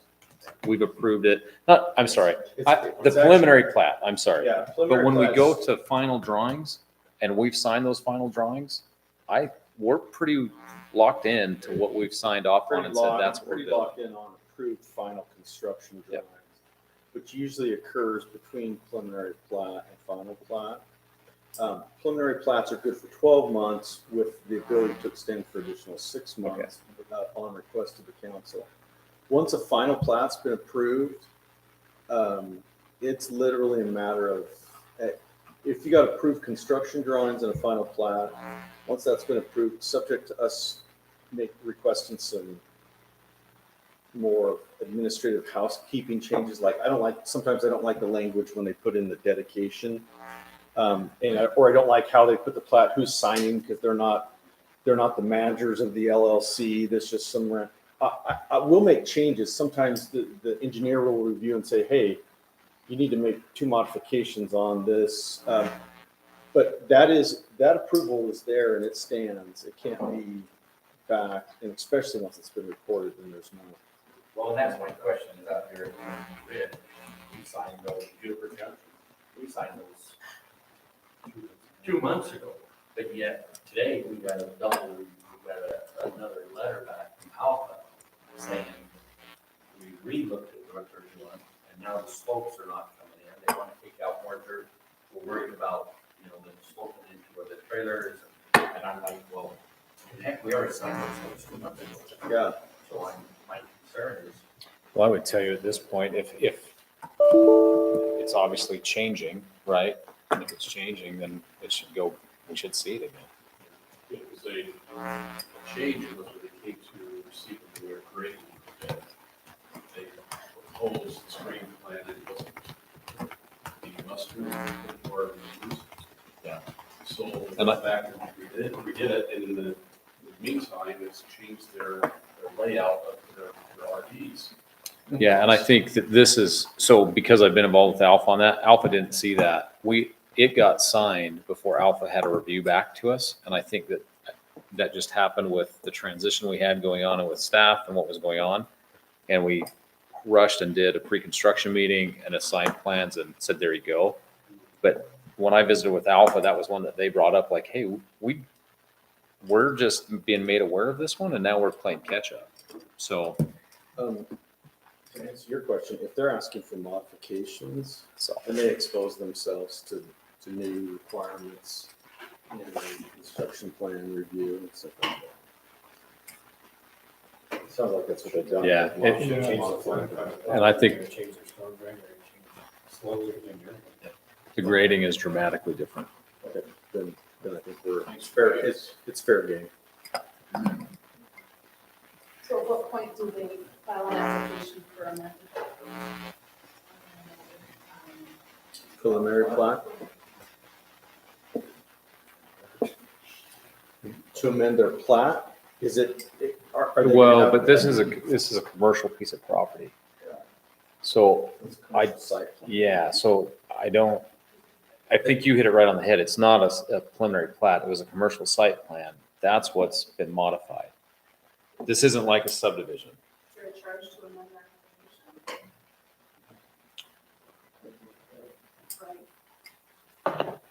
Right. But frankly, I don't know if we want to open that door either. Yeah, I think we're gonna have this one that we're gotta work through, and I think we've got walls pretty well straightened around, right? So, Review fees, no, we don't have. yeah, I think we just fix it up, yeah.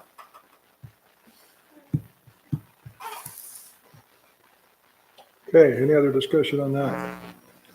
All right, item number 7, discussion on the cemetery. What, where we at with that? Well, so one of the questions that we had was we looked at the changes last month that were made and everything looked good, but we did talk about whether we wanted to add to that a provision that says that the city has the ability per state law, we have the right to take back burial plots if not used within purchase. Issue then became, we had some language put into it to deal with that, but what Dana is putting up here, and you can see in the highlight, this is what our more recent cemetery certificate looks like, and we were looking back at some old ones in the cemetery file that were called cemetery deeds, which made me, I mean, Keen can appreciate the concept of what a deed means besides, other than a burial certificate. But both of them have this language. The very old ones and the more recent ones say to have and to hold the same forever. Sounds like a marriage contract. To have Well, you're and gonna to be dead hold. forever, it's insane. Well, my advice is that appears to be a contractual commitment to provide it in perpetuity. And I don't know if we could go back. So if we're going, based on this, between now and council meeting, we need to say that this requirement or this ability for the city to take a plot back only applies to new plots purchased. From here forward, yeah. Which isn't good. We'll be long dead and in that cemetery before that ever becomes. You got a plot down here? No, I don't. but Why I not? just- I probably should. And I can work a plan for you. Yeah, okay, let's do So that. how many people, we're doing this modification here, how many people fall into this? How many lots have we sold? Everybody who owns out there. Yeah. I mean, the idea is Okay. why the state came up with, and this, it hasn't, that law is not more than like 15, 20 years old. But the idea, I think municipalities or the lawmaker who created it, the idea was your cemeteries can go further if you have the ability to take back unused Sure. lots. And before having to go out and condemn or purchase more land and build new cemeteries. And it's a great concept, but So when you take back a lot, do you take it back for a current value, current price of the lot? You're not just gonna take it. it's, no, hey, that's the difference between the state law. you're not buying land in fee simple. You're only buying a right to be buried. there. Yeah. And so you lose that right if you don't bury someone there within 60 years. So I And so bought my plots when I was 50 years old. I'm only going to be 110 when they take back my plot. You would. I'm Okay, still going to be here. But my point is, that is not a taking per se. I don't know if we have to give any sort of just compensation. It's, according to that certificate, it is. Well, that's the wrong version. It's not up there now, but it says to have in the hold forever. That's for the people who've already bought. I know, and that's From why here we're saying we're forward. not going, that From here this forward. change that we're proposing in there is not going to apply for any past burial plots, any new ones purchased from the date of this ordinance going forward. Okay, How's well, that? there's going to need to be an education process there because when I bought my plots, I felt like I was buying real estate. Yeah. A deed, but you're not. You're buying the right to be buried there. Yeah. And, Hey, and once you're, and okay. my in-laws bought the plots that I bought before I did. So they've been in the family for, I don't know how long. I get that. You also have to recognize, once you put a body in there, then the disinterment statutes apply, and you're there in perpetuity. So it is the right to be buried there until you're buried there, and once you're buried there, you're permanent, basically. But yes. Until they change the certificate. Not like you were gonna crawl out. So my, Sorry. Go ahead, Stephen. So what happens when somebody buys 10 plots for Family. future family, you know, we can participate grandkids and we would like them? Well, they haven't even been born yet. 60 years is not very long for them then. So what happens to, do they not get it? That's a great point. So that's what I was gonna suggest. that is a policy decision that you fine elected officials get to choose whether you want to utilize this ordinance or the statute that our state legislature created 15 years back to further allow our current cemetery to last longer without, or do you want to allow that type of kind of historical and say it's not 60 years, you could say it's 80 years, you could say it's 100 years, but we can't go any less than 60. Or not even invoke it at all. I think the bad side of that, Heath, is like, with that situation, there's an assumption that those kids are gonna want those, right? Exactly. So we could end up with 10 plots up there that those kids They're- died and got buried. They're buried somewhere else. Yeah. So I do wonder, like, maybe we need to be able to say, well, wait a minute, like, I love hey, I got family buried up there. I'm going to be buried there. I'd love my kids to be buried there. But if they move someplace else, and if I bought those plots, maybe the thing to do is we establish that, like, hey, they're here. And if they want to keep them, the family has to agree, you know, maybe we send them a letter and the letter says, are you going to keep going or not? Well, yeah, that's the question from a policy perspective. Do we want to allow these people to hold the right to be buried there in perpetuity or for a set period of time, recognizing that if we allow it in perpetuity, we're going to have to go out and we're going to have blank patches and we're unused patches that we have to respect contractually. And then we're going to have to go out and replace cemeteries or add new cemeteries land over time. I have a question. Yeah. For Dan. Yeah, I think it's for you. If, for example, my in-laws this is what happened. My in-laws had plots in the cemetery. They were buried there. Before they were buried there, I bought 2 of those plots through the city. If I had an extra, and the reason I ask this is we've got 2 people being buried in Tokenville that are going in family plots that they've had for years, just next week. So does money have to change hands in order to change the name on a grave? What I'm saying is if I bought 2 more plots for 2 of my kids, can they just put their name on those or do they have to buy them from the city even though I already bought them? We actually prefer that when you do purchase plots for your children, that you Put their names name on it. Because then you don't have to go through the fighting of who's the executor of the will, the estate. Well, But can they change it at a later The date? answer to your question is the legal owner of the right, the burial plot, the burial right, can assign that specifically To somebody else. Somebody else without consideration. That's usually your executive. Yeah, but it becomes tough for staff to say, Yeah. is this person the bona fide executor of this person's estate who wants to then transfer it to Okay. cousin? Well, at that point then, does the 60 years start over for them? Or are we still at the point of purchase? Purchase, 60 years. See, that My 10 grade program. doesn't work.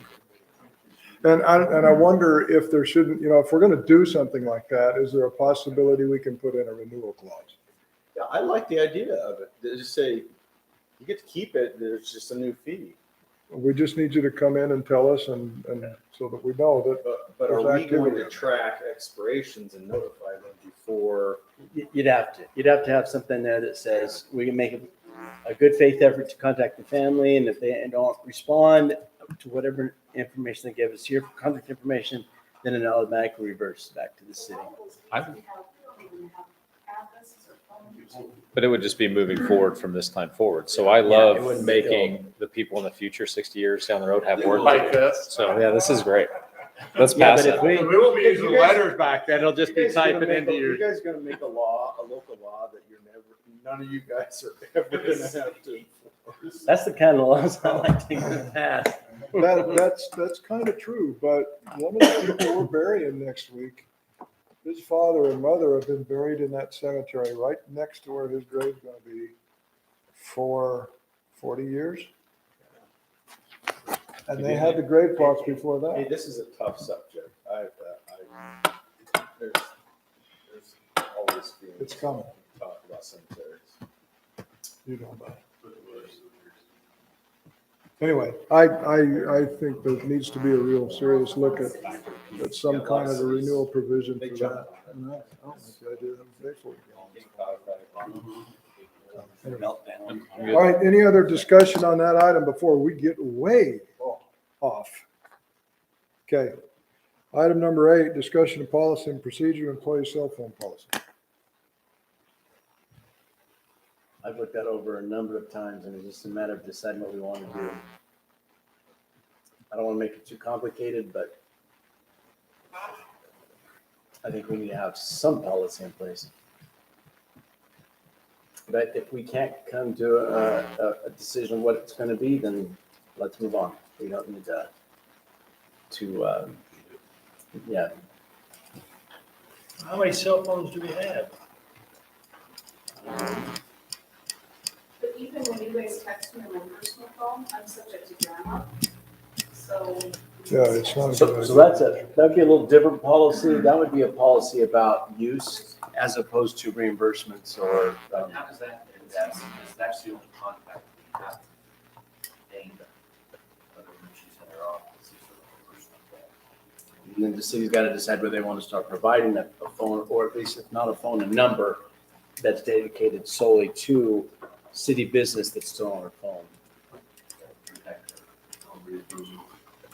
That's a different levels. So the question is, if we're paying for reimbursement, then we have the right to require her to store those and keep them. I don't like the reimbursement I would idea at just all. rather give her a phone that's a city's, just so the fact that if it ever is under question, it's not her personal life that's being. Keen, what Filed about the idea of what happens if we, instead of reimbursements, we go and purchase phones or enter? I mean, most of these phone carriers are all like long-term contracts, and that employee leaves the season. It stays right here. Yeah, phone stays. Phone stays, I get that, but if there isn't, and are we wasting taxpayer money on having to pay out the remainder of the contract? Well, the next employee would take it, is what I would think. Yeah, it wouldn't it just be Yeah. to the city and they give it to whoever Okay. Next employee. fills the position?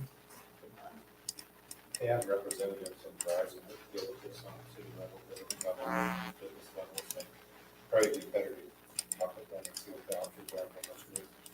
I agree. I think that's the better way to Make a go. lot of accommodations for city government. I mean.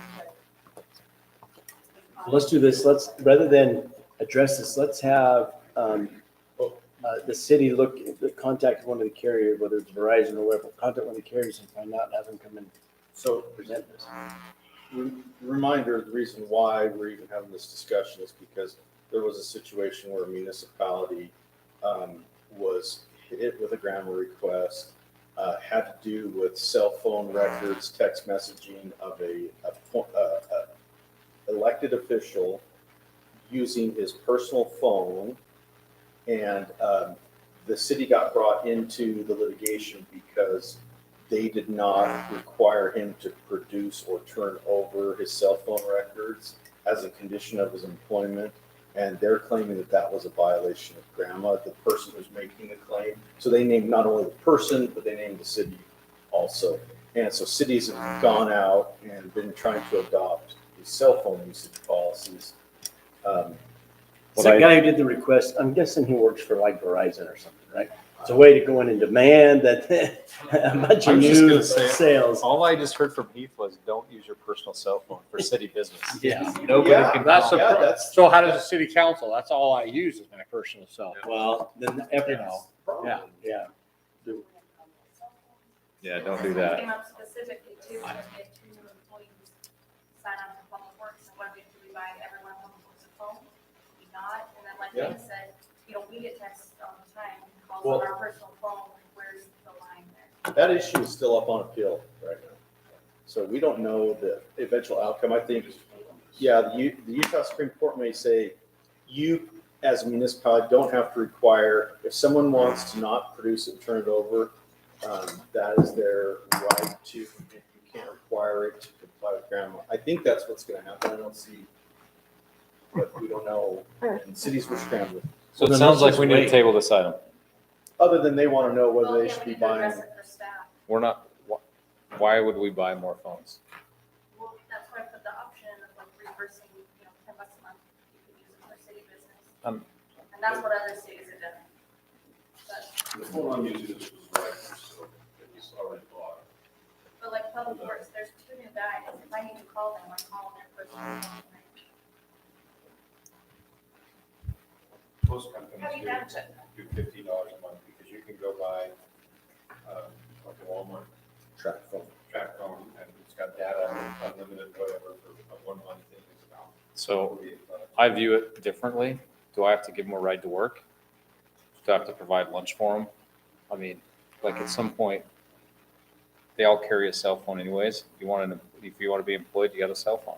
Like Buying clothes. Well, yeah, I mean, but that's the- what I'm saying. Like there's, at what point do you say, look, I just don't.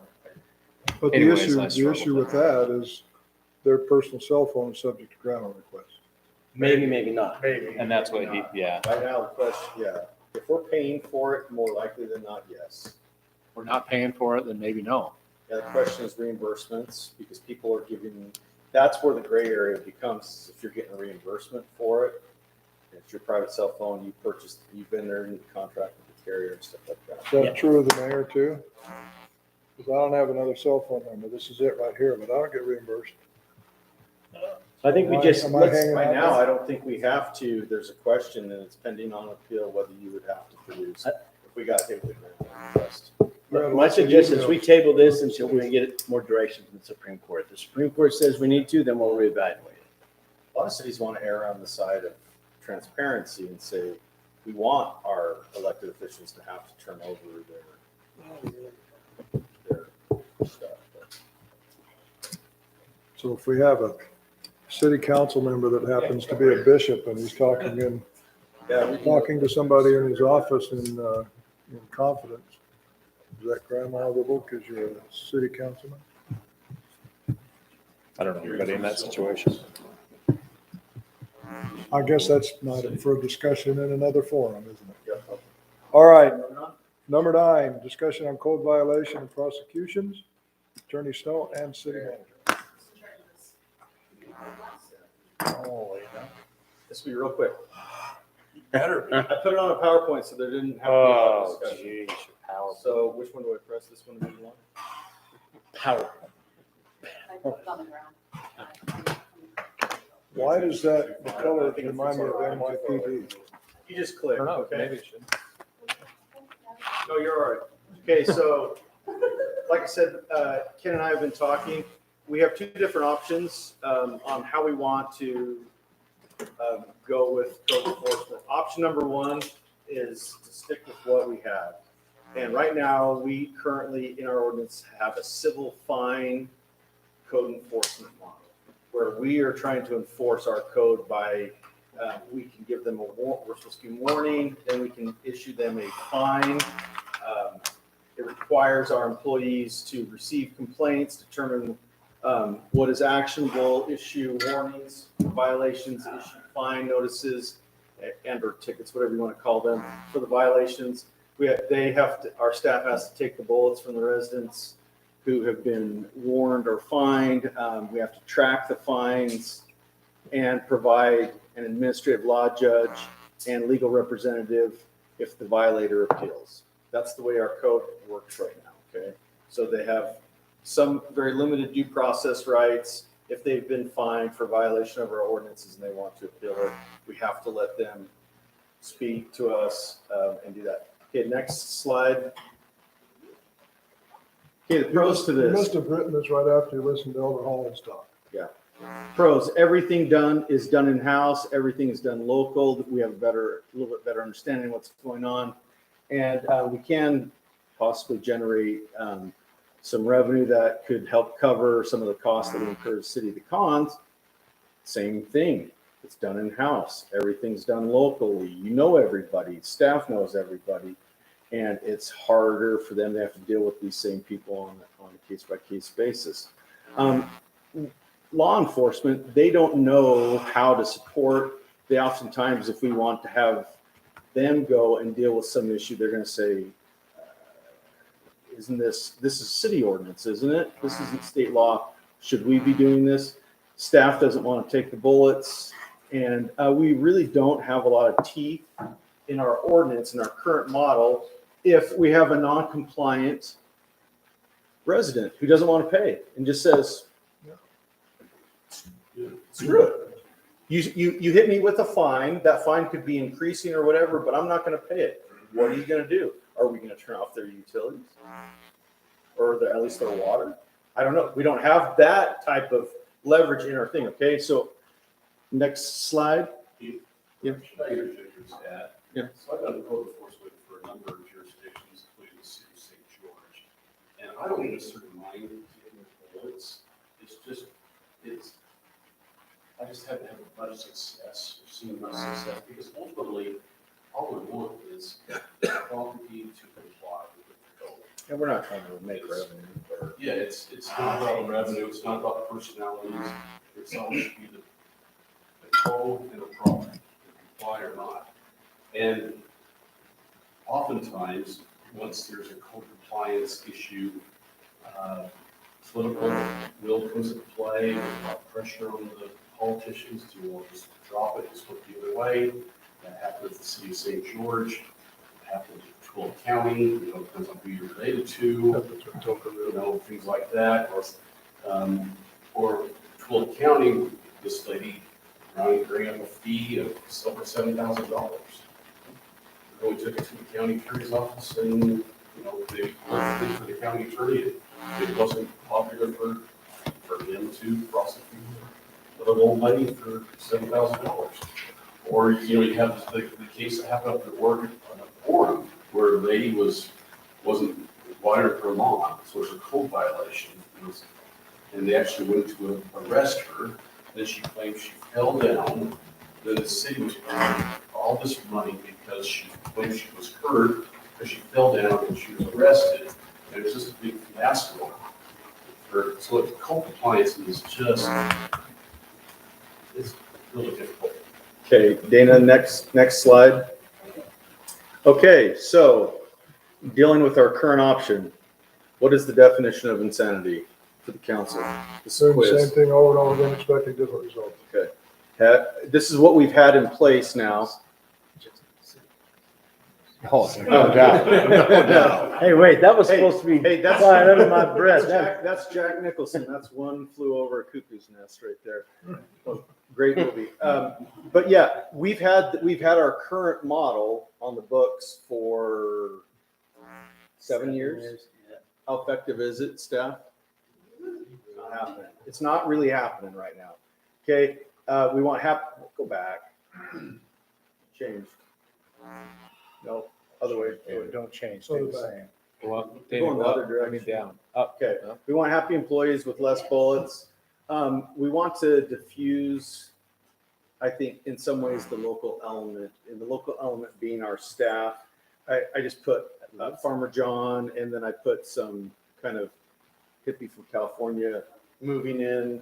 And just, we're experiencing this dynamic and everything like that. And so we're trying to make it more neutral, objective in the way we do code enforcement. So flip it to the next. Okay, so option number 2, criminal-based code enforcement model. Okay, so there's a couple steps to this process. You go through the city code and you have staff determine the most common violations of the city ordinance. You draft an omnibus ordinance indicating that those specific provisions in our ordinances constitute a crime if they're violated.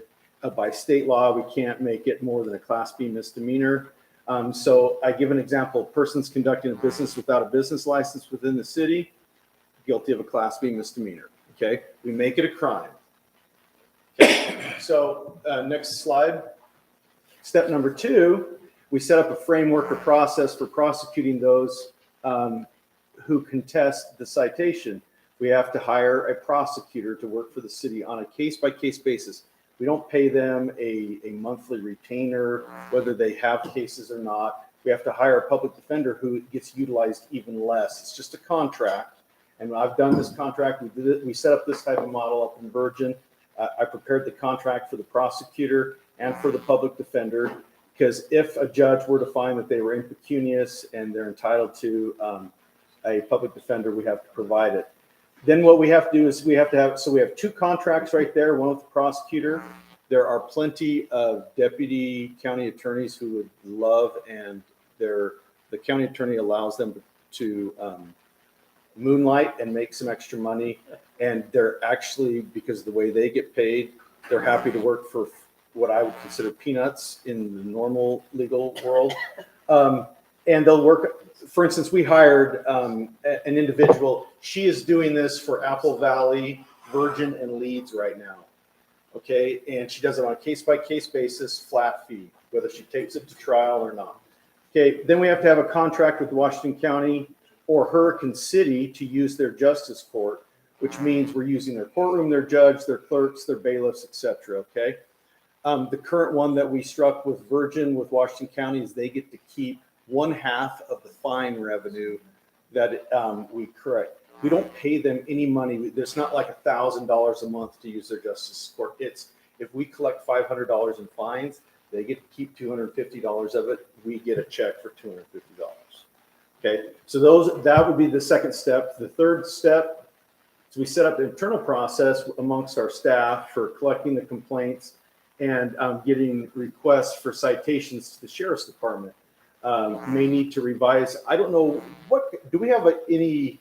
They're doing patrol within the city. Do we have a contract for additional? Yes. Patrol? They may come back and say, we also want you to be citing people for violations of city ordinances. They may say that's outside of the scope. We're going to charge an extra fee per year to do that as our city. I talked about it. They won't, but they will only enforce those city codes that are substantially similar to the county codes. So if we have a unique city code that's really different than what they have, they're not going to enforce that. Well, it's because they don't know. They understand the criminal code very well, and they understand county ordinances very well. They don't understand Tocqueville's ordinances very well. So what has to happen is we have to, set up some coordination where staff or the city manager would contact. Usually, you have a lieutenant deputy sheriff over patrol for different parts of the county. We'd have the one on the East County where we would contact them and say, we have a violation or we've had repeated complaints. We want you to go out and cite this person. What that last bullet point is, we're going to have to give them like the address of where the violation is taking place and the specific section of our ordinances that they need to write in the citation, because they don't know that. So that'll stop them from going out and actually doing their own code. But I mean, we don't want the sheriff's deputy to go and run through Tocqueville and write out tickets if the city doesn't. Yeah, That's what they'll do. They'll wait till we tell them where to go for a we specific can do that. city Now, code. if they observe a crime Well, crime is a in crime. place, but if we're asking them specifically, you go out and make the observation that a person is conducting a business in their garage, they're doing a welding business in their garage. You go out, if you go out there, you go talk to the person, you observe it, and they're doing it, like we've had complaints about, you go write them up for conducting a business without a business license, Class B misdemeanor under this section of our code, and you hand it to them, okay? So it's not our staff, it's not anybody else besides uniformed police officers who are issuing it. Okay, next slide. So Class B misdemeanor is like a speeding ticket? Or is that, Yeah. I know, but I'm just curious, is that about the same? Traffic, unless it's for, that's an infraction. This Okay. is slightly more. You're gonna have fines. King, you know, in Utah, the uniform bail schedule for Class B misdemeanors, I want to say it fines between $500 and I think it's $1,200 is the standard fine. Okay,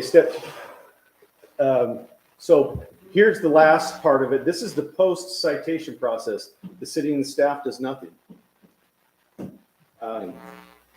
If someone pleads not guilty, a not guilty plea gets filed with the justice court. Okay, and right on the citations that they issue tells them where they go and they submit that. The justice court notifies the prosecutor and puts the matter on the court calendar.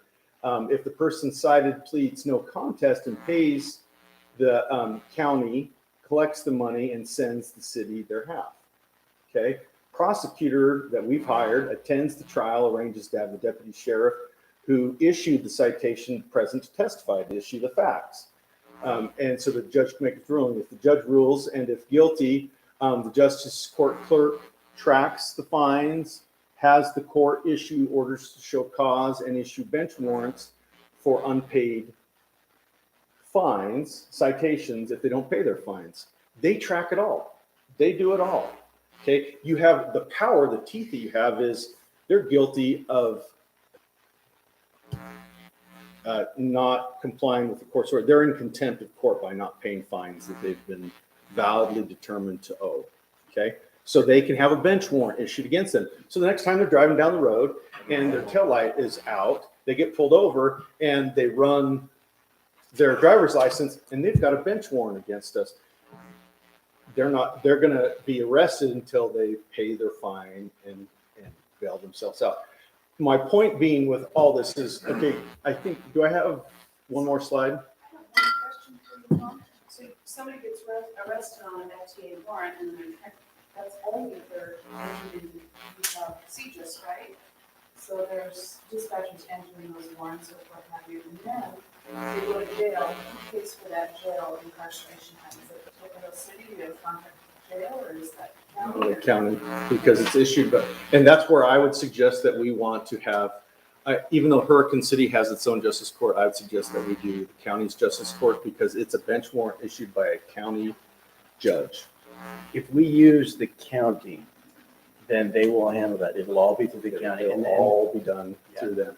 Okay, so go to the next slide. Pros. No real city staff interaction with the violator cited, fewer bullets. They just pass along the complaints. There's teeth in the process. Violators' fines are tracked and followed up on. Violators stand to get bench warrants and arrested if they don't deal with fines. Next slide.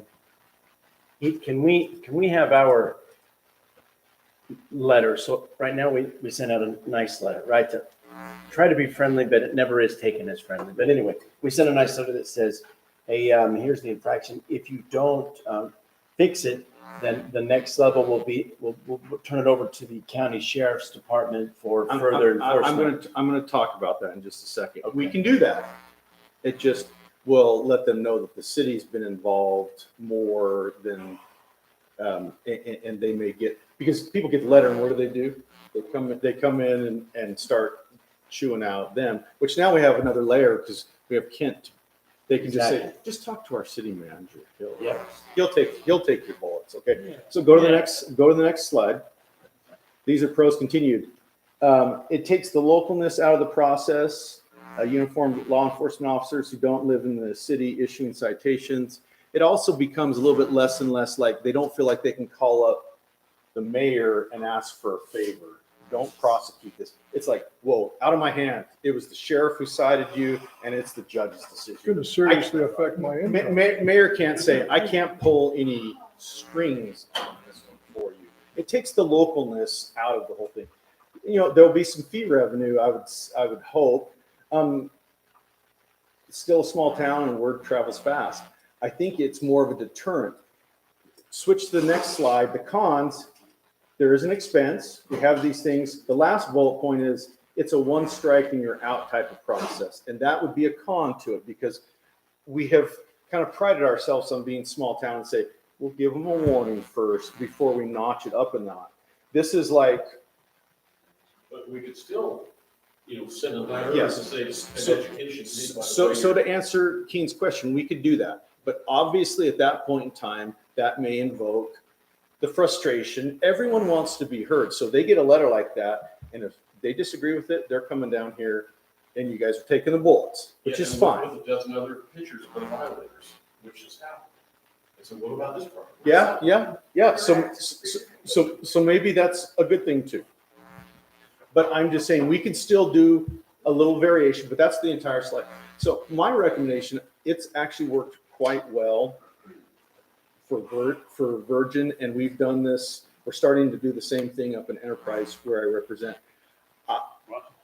I think that it is the way that smaller municipalities can really deal with code enforcement with some teeth. And yes, you have a contract, but say we only have one of these a month or two of these a month, and the contract with the prosecutor is $350 a prosecution, and neither of them ask or are found to be poor enough to require a public defender, so we don't have any expense there. And we don't have any expense paying for the courtroom and the staff and the judge and everything like that, and their training, that's all paid for by the county. And we get half of that fine back. I look at this and I say to myself, that's probably a lot cheaper than paying a full-time code enforcement officer and paying to have all these other things. And it's a way of having more teeth. And we can, if we want to get more aggressive and have more citations, then we're probably gonna have more prosecutions too. So if we're gonna go and have them issue 10 citations, we might expect that we're gonna have to be paying $350 times, times half of those, because half of them might go and plead not guilty. And so we have to go prove up the case in front of the judge to hold it up. But if we want to back off, it's like in my mind, it's the mechanism with more teeth, and it seems to be more. Some of them do. Some of them, the trials, they'll set it, and the prosecutors, all they do is they call the police officer, they talk to them for 5 minutes beforehand, they show up at the thing, and she puts them on the stand and says, okay, what did you observe? Oh, no, not for a Class B misdemeanor. Okay. Chamberlain asked us to kind of look into all these Airbnbs that are illegal. Yeah. And I just was just scamming on the internet and found one. In San Francisco, the first violation for an Airbnb is unlawful, $10,000. Second, $20,000. Third is $30,000. Yeah, so getting that fine is one thing, but how is the city of San Francisco, who probably has a whole lot more revenue to track it, how are you gonna get them to pay their fine? Do we have any mechanisms? Can we turn off their utilities? Can we do anything? Because if they wanna just fly us that middle finger, because we've issued them a paper fine, we can do that.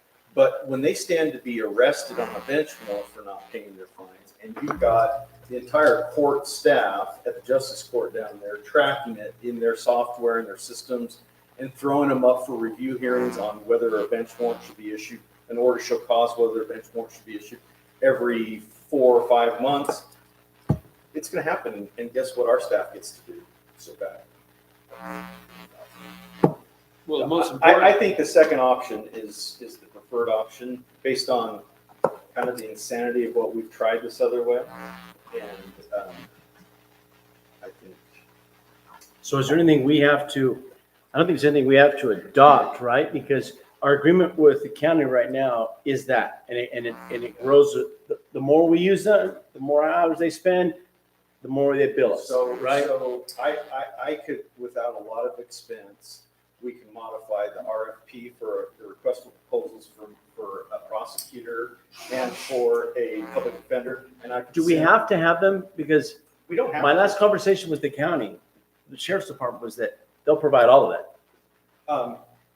They will not, they will provide their prosecutors if they're being cited for a violation of the Utah Criminal Code or county ordinances. But if it's our ordinance, we have to provide our prosecutor. Okay.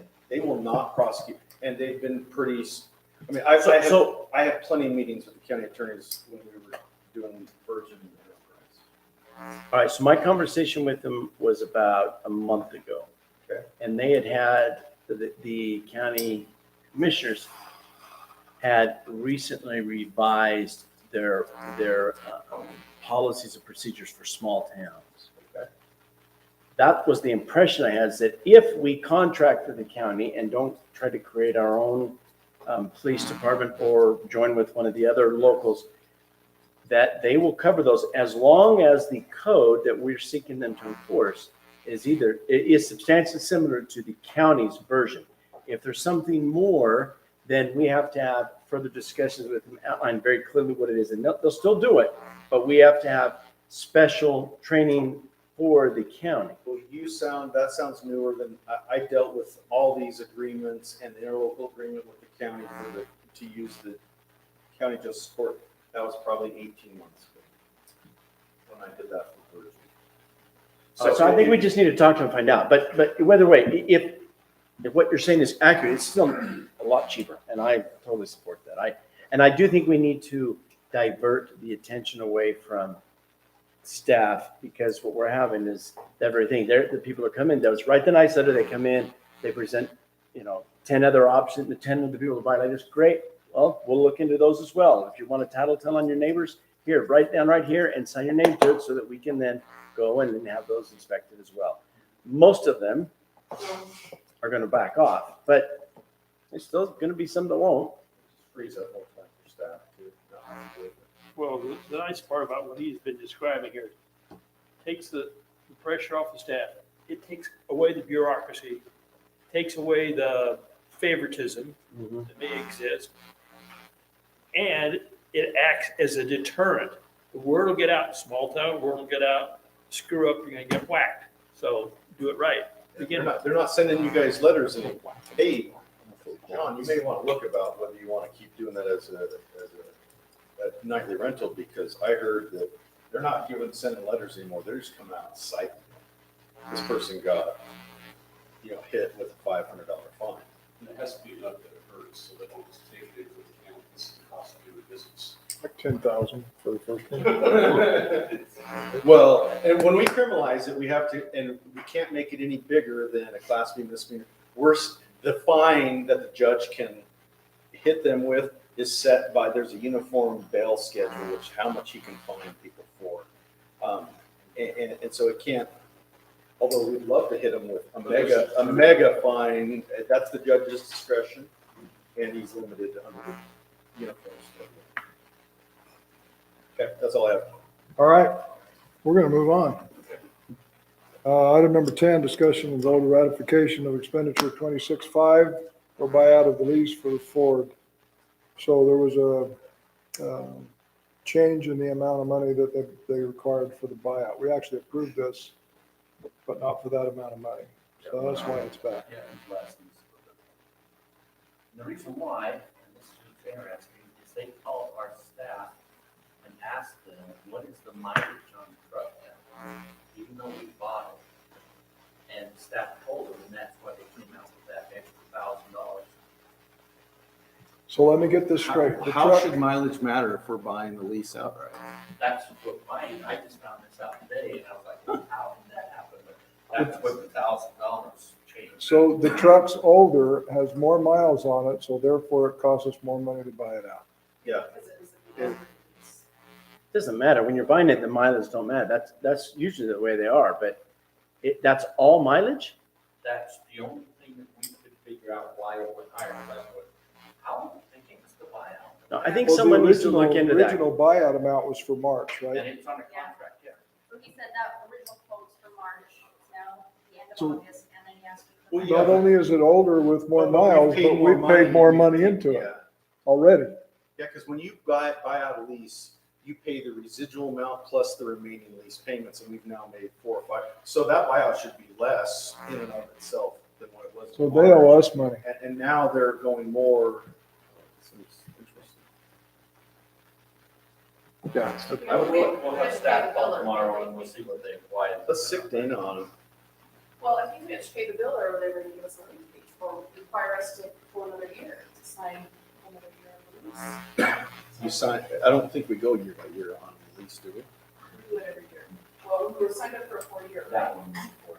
So we only had it, what, 3 years? Why they do that. So. we have to- No, I'm just. I would like to see us look into, find out why they're charging more.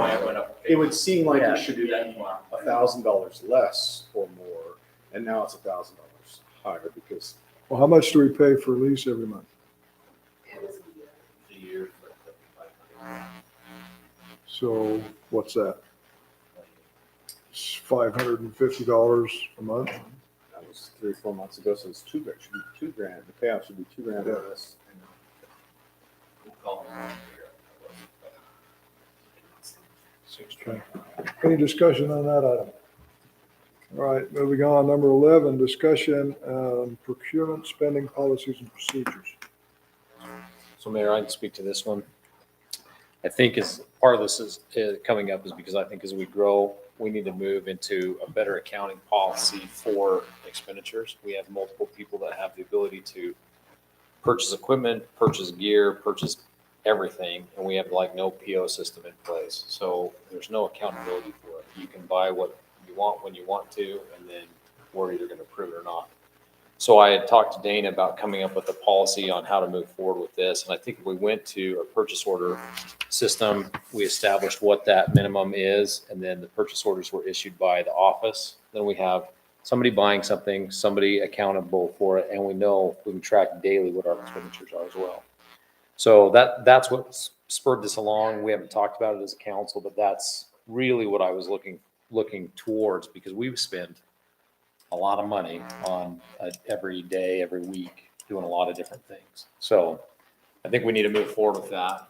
I don't know what it looks like. I don't know. I haven't seen anything on that yet, Dana. But that's what the goal Our was. current procurement policy that you can spend up to $2,500 without approval. As long as you have the money in your department budget.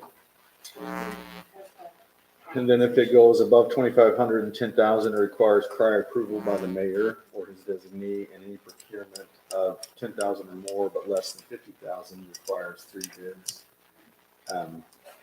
Unless the city council pre-approves the procurement. What I would like to see too, connected with this is, for example, if somebody brings me a request for $7,500 for a tool or for whatever it might be, I would like to see the budget and where that fits in, whatever budget it's coming out of, what's going to be left when it's done. You know, make sure that more than one set of eyes look at the actual budget to see that it fits within what they've been approved for.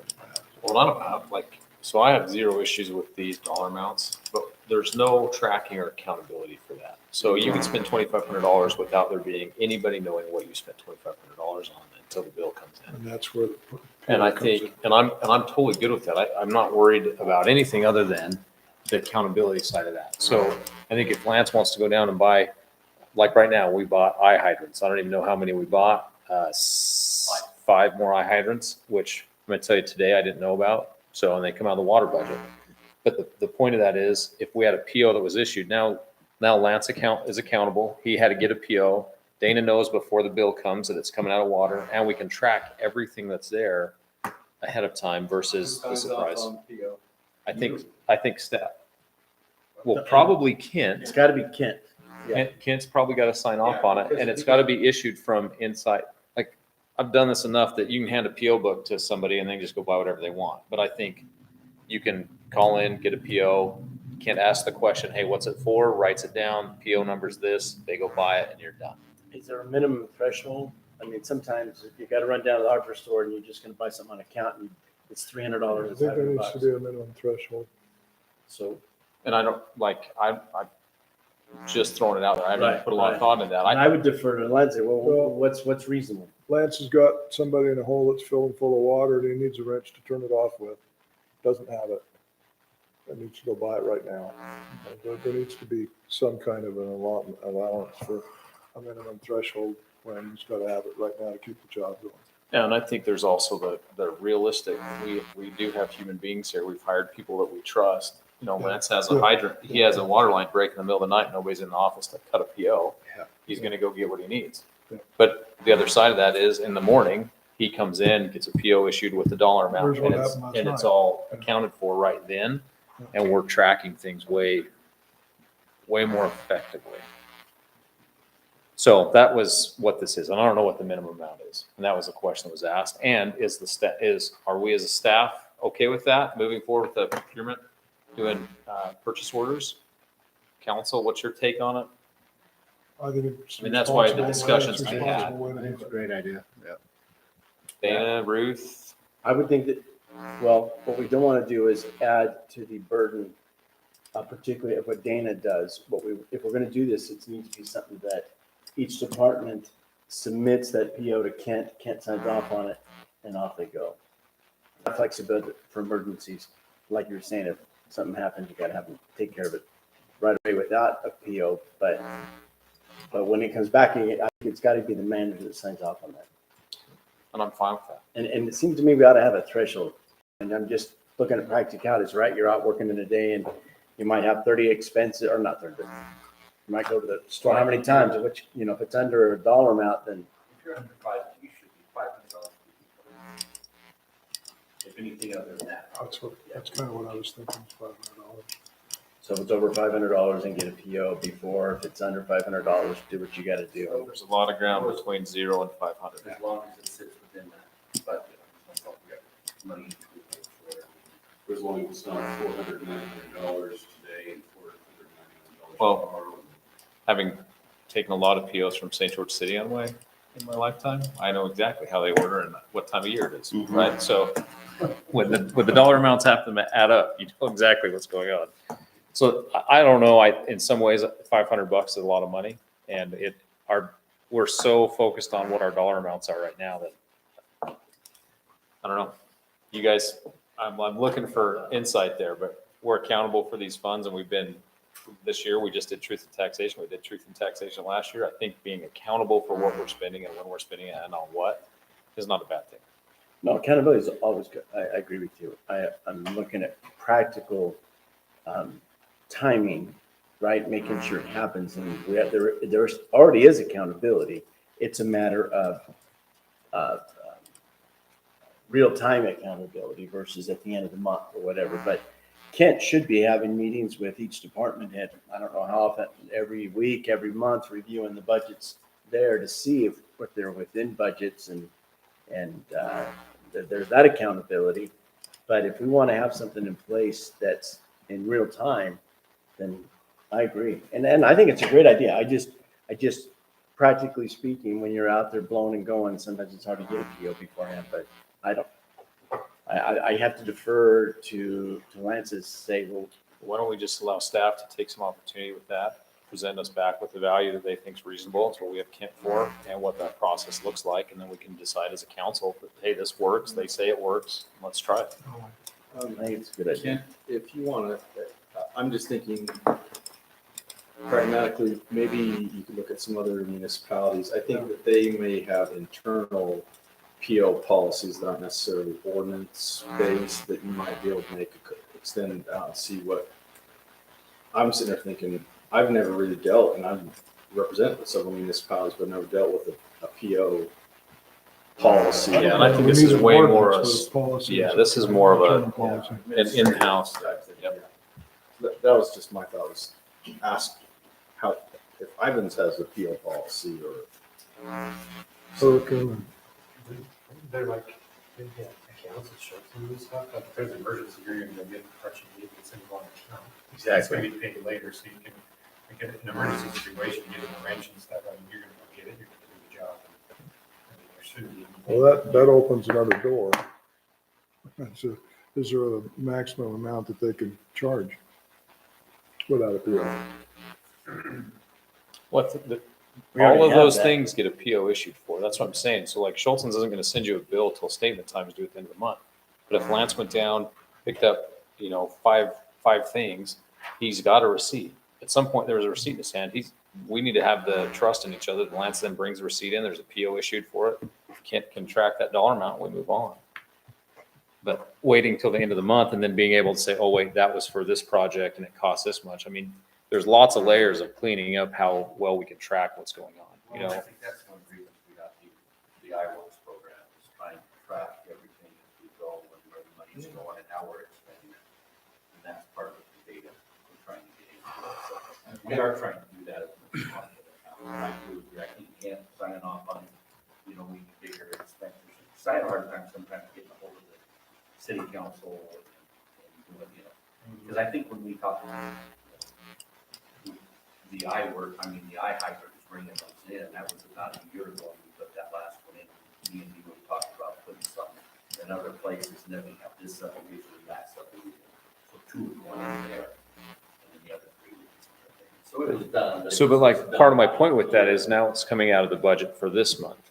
I'm like, as long as we know, hey, it's coming, we're doing it this time, and this time, like, there's not an issue with it. I never called him. I'm not even upset about it. It's just like understanding so that as we get towards the end of the year and we're looking at budgets, we can say, oh, wait a minute, we have 2 more of these iHydrants we want to put in. Where are they going? Versus we took them all in 1 month and now I got Dana calling saying, hey, you're out of money, right? I mean, that's kind of we can start to really dive in on where our money's going and how we're what we're expensing.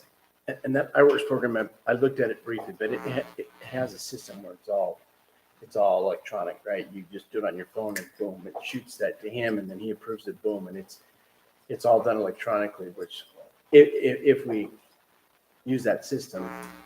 It's got a PO component in it. Was the Polaris one does. iWorks. Polaris has that same too, that's what they're looking for. You're getting a Polaris? Well,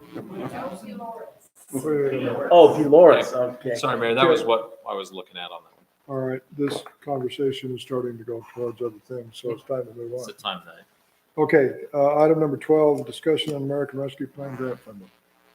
Yeah, so we're just want to ask again, what needs do you see? What wants do you have? We probably can justify almost everything through the American Rescue Plan, so. So I'll tell you what, I'll voice up, we need a receptionist, if we can justify it, we need a receptionist out front, and we need to block access that public has so that they don't disturb. One person comes in and we got 3 people sitting up there get disturbed by the one person, which we want to be very open and having them come in, but we don't need to have one person come in and disrupting 3 people's day. Right? And so if we can justify redesigning out there, we should. So with the receptionist, can they do data entry? I mean, what? they're not gonna Wait a see minute. this? I'm not jumping in. I'm not on board with hiring another person. We just talked about bringing in An an intern. intern and now we're bringing in another person. Or use the intern. I'm just saying, someone needs to be sitting out there though that's separate from them, because they can't, you come in and watch it. If we can get some free money, what would you like to spend? How long will the That's free what I'm money, saying. how long will the free money last? You're right. Well, we're gonna have COVID forever, so it should last forever, right? That's right, that's right. And I said some, we need a new trailer for the Mini X. I mean, our own Mini X. The old trailer, I mean, it was old and bought it, it's like a lot of the other stuff, and so we'd like to upgrade that, and it was like, I think one was 80, the other was $93. There's a couple of ways we're doing that, trying to get those in, and I did send And it. we talked about getting some bathroom fixtures. We're actually looking at, we get the bathroom pictures. For the park. For the park, we could buy that, buy them. I think Put them in our storage. you and I talked about a generator to go up there. I don't know. We Did did we already really? got the We've bid. already That's done already that. We've already done Did that. Be sure they conserve water. Water wise. Yeah, Make sure they're water wise. So my only thing with what Keen was saying is we're talking about getting COVID money. I don't want to spend COVID money and hire somebody that's going to make us continue to have to pay somebody going in the future. Obligated down the road. So I like the idea. We've talked about needing to make changes there. I agree with, we need to be able to separate our staff so they can do their job during the day and have and have that buffer. I'm just not excited to go hire another person and pretend that we're going to have money to pay for them continually. We wondered about putting a trailer just out right here. Similar to the beach hopefully. Right here. Is right out here in the grass area. Or maybe Public Works, where Lance and JD can have a little office. Then we can move the treasurer, the recorder, into that other office. And we have a receptionist out here in front, so that's not it. What about putting the trailer back by the shed we've got in the back, or adding, building 2 offices in there and putting a mini split unit in there and using something we already have? Yeah, we've already got one of those down there. There's one set up there, an office. In the top, right? So we have to put the cameras down there with the COVID. Well- Year before they got so hot, Well, I think there's a benefit to being close, with the small city being close to where we're at. I mean, because we don't just wear one hat. It's not like you're just the Parks Department. You kind of are involved with everything. So I think being here is a big deal, but, we have this nice shop out there that I won't say anything about, but there's ground out there that we could, instead of going and putting a trailer, in the parking lot or out in the grass, we could put it back there. That's room back there. 20-foot shipping container, turn it into an office and move it wherever you want. And when you're done with it, pick it up and use it for something else. Agreed. That's another question. Do we want to allow those in the city? We're the municipality. We just. What, shipping containers? We've already got Yeah. 50 in town. That's a great question. Careful. You can't see mine. Well, they're there. I see them. I got 3 and you Okay, can't. this you can't particular find them. discussion is So- going the wrong way too, so- so is it time to move on? Well, what other items are on that list that have been submitted that you're thinking about for those funds? The only other one that we've had come up recently is our John Deere backhoe for a lease, to see if we can look for a lease for another one. The reason why John Deere, I spent over $6,000 with home, trying to figure out why the brakes keep locking up. Why was Honan out on site? Because it locked up after we spent it $6,000. So the next time it does that service, hopefully they warranted that. Yeah, they weren't Good. good. They said, we'll come out there, because we yelled at them, because we took it to them. We had it over to the shop. They said they fixed it. We drove it here and it froze up on us again. Well, They come and fixed it, but while we was out there, we had a hydraulic line break, so, I've spent $7,000 on that. but we own that backhoe. But we own it. That's the difference. We own that, and then that's why we. When it goes down, we're down, so we don't have it now. Now, it's that it locked up the day that we got all of our cracks that were out there. Of course. We ran over I mean, we can get around it, but it's just that. We have the skid loader and the Mini X on lease agreement right now, governmental lease agreement. When do those go back?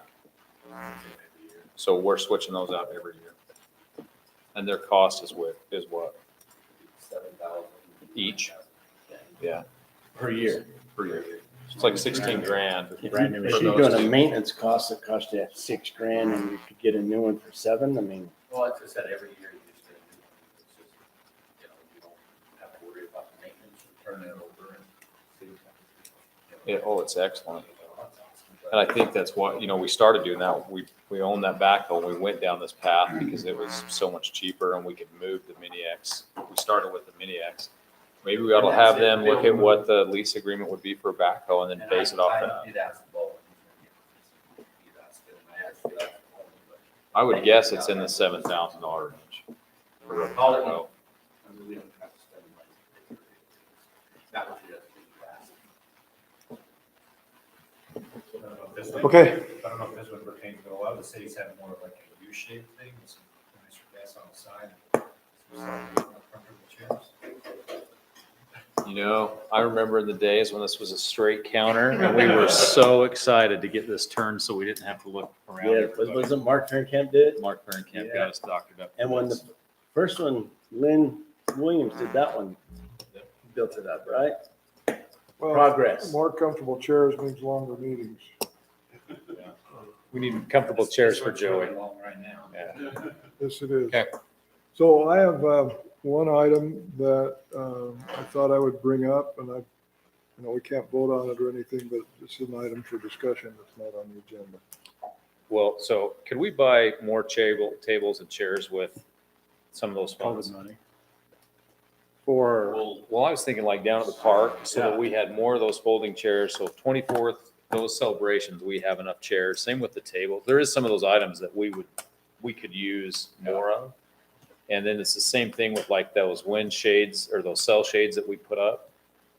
We've been using those tarps and those wood pole, like there's some of that stuff down there that benefit our citizen. We bought some new canopies. Last year. The chairs down We at weren't the, there flipping. chairs at the park were Bad things donated. this year, so we did change it. What? Chairs at the park were donated. The old one, yeah, I think they all were. all Yeah. orange ones. So that might be an item A lot that we of could the use some orange money for chairs that are would be starting a huge They're benefit. just breaking down, so. Well, they were donated because the library in Hurricane got rid of them. So they've been around a while, all right? Quite frankly, the other thing we gotta do is go pull that door off of that shed where all that stuff's stored, to go put a new door on it, new lock that works. Same with those bathroom doors that have been destroyed down there at the park, Oh, the concession stand. and the storage shed. Go ahead, Dana. Could we take that money and do upgrades to the old town hall and turn it into an EOC? Could we change out or upgrade the old town hall, the old church part of the building, and turn it into an EOC? EOC, what's an EOC? Emergency operating command area, like, yeah, center. Like, It's like, because The old town hall has it's it's got store- its roof issues. historical, yeah. we talked about maybe doing something on the stage with more office space, but no reality it's used. It only gets used seldom when it does, and it's not at that floor. Yeah. Well, it's a historic building too, and I hate to see it divided up into office. Like if it's a disaster, we're.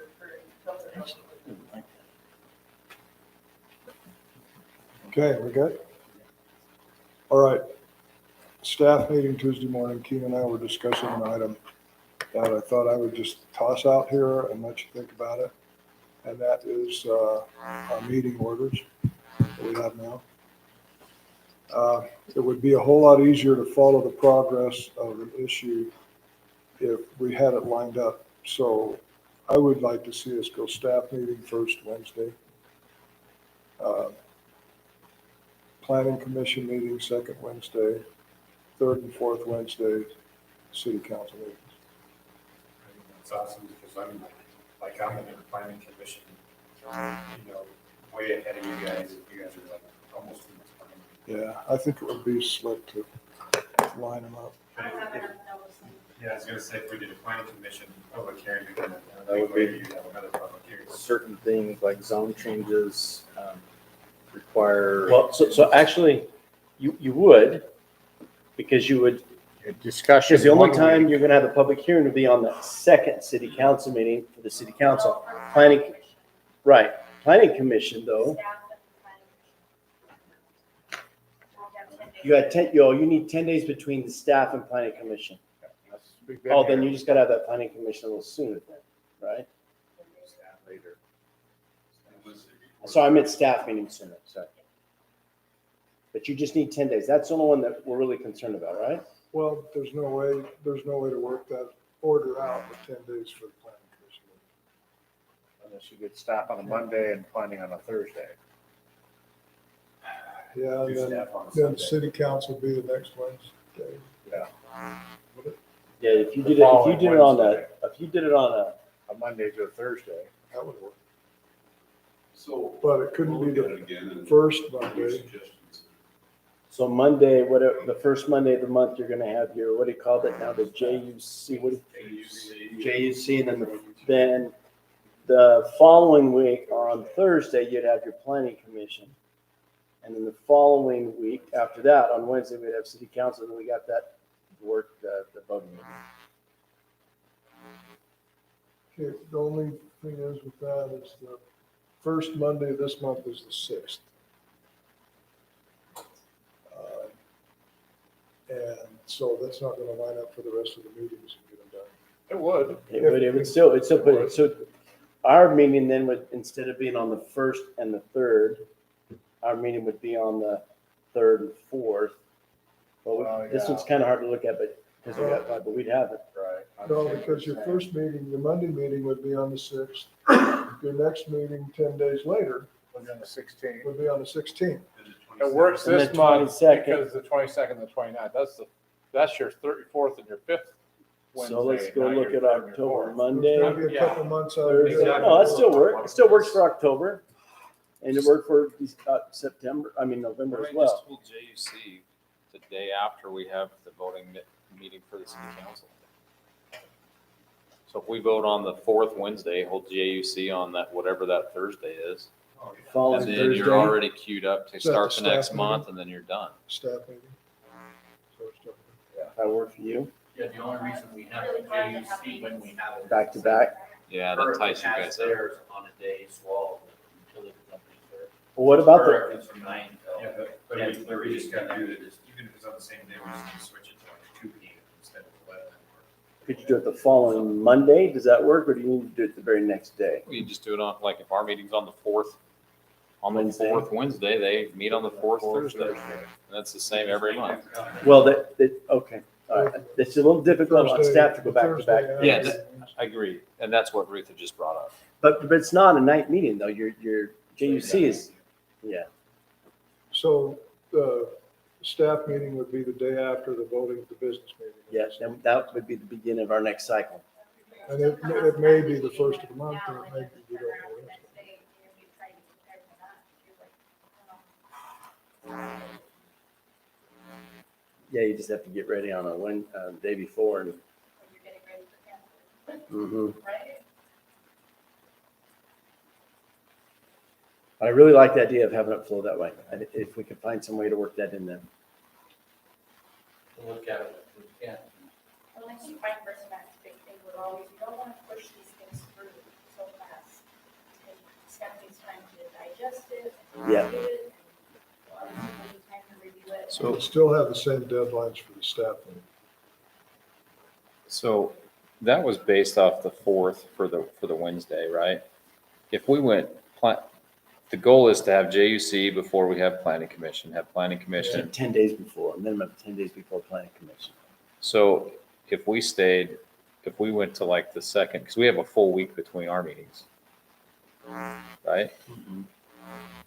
Well, 2 weeks. I was just wondering if we went the second and third, planning commission was on the first, we were the second, we were the third, and then whatever that next week is JUC, then you're setting up for the next month.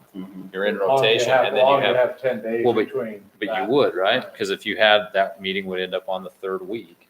Well, the Of the real month. problem that we have now is we have planning commission in between the two city council meetings. It doesn't Yeah, work. so that's what I'm saying. Go planning commission, Yeah. first meeting, second meeting, JUC right after ours, which is the setup for the next month, because you'd have 10 days from the fourth week to the first meeting for planning commission. It doesn't always One, work that way. yeah, it would bounce, it would be close. Move it to the Friday. Well, you could still have That your, day, but you could between- still have but your then staff. Staff meeting. doesn't work on Fridays. You I- could still I have mean, your staff meeting the day after the Well, business meeting. if you didn't hold it on the Wednesday, a whole week after, you hold it on Monday. Yeah. The Monday after the voting meeting, then you would have, So you'd meet on the third. you'd meet and on you, the then you had these fourth. guys on planning Yep. zoning on Wednesday, you'd have 10 days just about. That's fine. Oh, holidays on Monday. Well, once in a while, you'll have a problem, but not every time you have to have a public hearing. But when you do have them, pretty much they're going to fall in line. What's the benefits of rushing these applications too Actually, I don't think it's the rush thing, it's the mind game of going from one meeting Yes. to this Yeah. meeting. And But then you're back back to and that. Yeah, you're leapfrogging now Yeah. instead of Leapfrogging. an organized procedure. To me, it is. As far as the applicant's concerned, and staff, and they go to planning commission, and the next month they go to council, so for an applicant, well, it's fine. I haven't had any complaints about that. Well, except when it doesn't flow real fine when the planning commission kicks something back or, and then they have to start all over from the beginning. It takes them an extra month. You know, I think we can look at something there, and I think, I really like that idea. I think we can just need to tweak it a little bit, and then Yeah. at our next meeting, we can hopefully have something ready to go. There's one other thing we talked about too. You remember what it was after the meeting? Yeah, you covered already. It was in the fee schedule. There was something in the fee schedule. I'm sorry, the cemetery. Oh, yeah. Oh, that's one thing I was going to mention. I've been approached by an organization that wants to put up a small honorary monument for Levi Savage in our cemetery. He's buried there. And I noticed, you know, we can't obviously put that over the top of somebody's plot, like Levi Savage's, for example. I don't think we could. Maybe we could. But we do have room, it looks to me like up by where the people who don't have the monument is listed for the unknown graves. It looks like there's room there, and I don't know if we get in. Anyway, I think it would be a swell idea to have a monument in there of some kind for him. You know, he played quite a role settling in southern Utah. And he's buried here, and there's a lot of family here. Yeah, and after that, we ended up having some jails.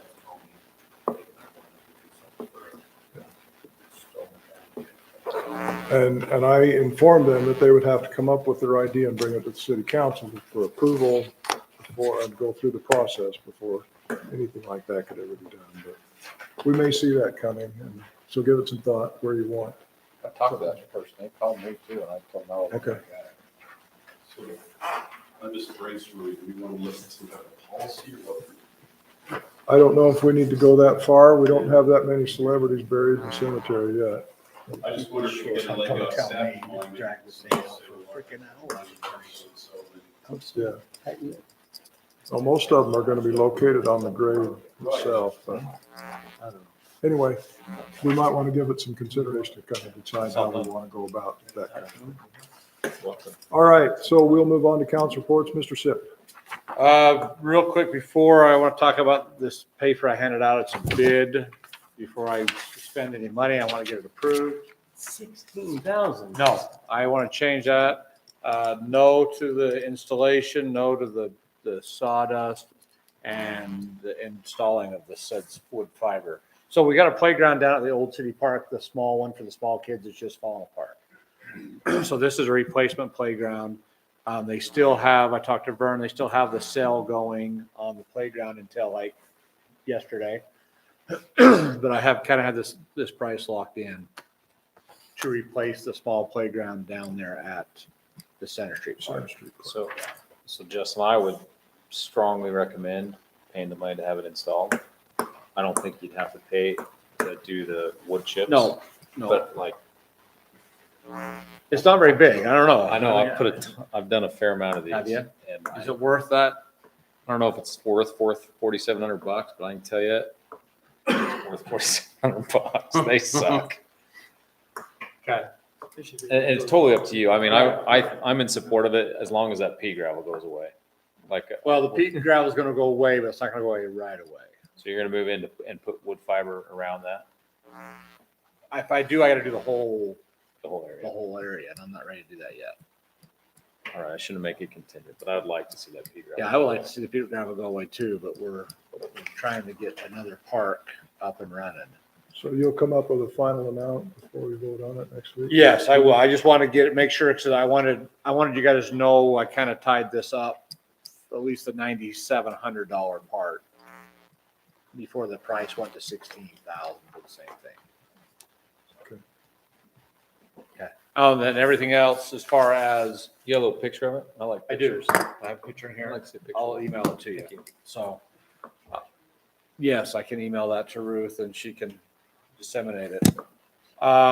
Mike was here on the solid waste, or the sewer district, sorry. So I'm not going to really report about that. Our trails, our Parks and Trails Committee, we're doing the fundraiser. Everything's going along smoothly. If you have not bought any tickets or anything, I recommend you better get on it, because we want to make this as positive as we can and make as much money as we can. Not much happening going on with the solid waste. It's any different than what So it's pretty much the same thing. Have these guys all seen the guy in the raffle? I think most people have seen it. So That's too bad. I've seen it, hasn't bought any tickets, so. No, I went to lunch with some people who've seen it and they bought tickets for me, so good day. Kelly, Very excited about that. So the mayor's seen it. So, here's my opinion. I will not buy any tickets. I'm gonna actually draw the tickets for the rifle.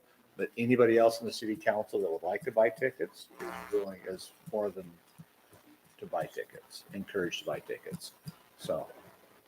Anyway, Where can we buy those tickets? you can buy them from Joey. How much are the tickets, Joey? You can't buy tickets. You can't buy raffle tickets online. Oh, not raffle. Those $10 raffle a rifle ticket? tickets. Yeah, I need some tickets, Joey. Yes. I'll come see you. or I have tickets. So. the gun's gonna misfire. What's that? Bruce Wallace, Patsy Hendrickson, Callie and Olson, Van Catlin. Park committee. Exactly. Perfect. So. We can't put it on the website. No, You good? according to Turning Snow. We can't put anything about the raffle on the website. Okay, you done? I'm done. Mr. Ellsworth? Heath, you'll like this. I met with the Washington County Water Conservancy District yesterday, and they are finally agreeing to will provide letters, which they haven't been providing. What they want though, and this is for our group to understand, is when a developer comes in at the preliminary plat stage, they need to deliver that to Washington County Conservancy District. They will review it, and then they'll provide will provide letter. Will serve letter, will serve letter for what's on that preliminary plat. They won't do it, until it's at the preliminary plat phase. Anyway, that's the first time they've said they'll provide one. I've been arguing. I was real happy about it. The last thing is on the trails. I happened to run into Miss Patty Wise from New Berkin. She really wants to tie in there at Riverwood. So I'm passing that word along to you. Okay. That's all I have for today. Well, that'd be a good opportunity, it sounds like, then, if we tie in at Riverwood, to tie into Springdale. So their trail, that's where it's coming down from Springdale into Laverkin, and then they're going to turn it and go to the park down there, the Confluence Park, where they turn it to go under SR 17. That's where she's thinking, and I'm thinking as well, we can tie in right there and make it a T, and then it comes right in and follows the bypass road all the way out. To the reservoir. All right. Mr. Bernhardt. Cool. Nothing. Cool. Good man. Gary Chaves has sent us a document here from the mosquito abatement people, public health advisory. You know anything about that? No, he's the mosquito guy. Yeah. He wants me to read it. It's got a whole lot of Latin words in it, but I'll make an attempt, okay? Public health advisory: invasive mosquito has been found in our community. Mosquito control crews will be inspecting, trapping, and treating in the area. Aedes aegypti. Aedes aegypti is known as an urban container mosquito that feeds almost exclusively on humans and can breed successful in yards such as those found in Washington County. Aedes aegypti bites at any time of day. These pesky mosquitoes, well, this is like making of a horror movie here. Yeah. Enjoy feasting on ankles, wrists, and areas of thin skin. So if you're thin skinned, while Aedes aegypti is a biter, a nuisance mosquito, and can carry disease, it is not considered a vector for endemic diseases in Utah. Yeah. But does it Can carry carry COVID? diseases, but it's not considered a cure, anyway.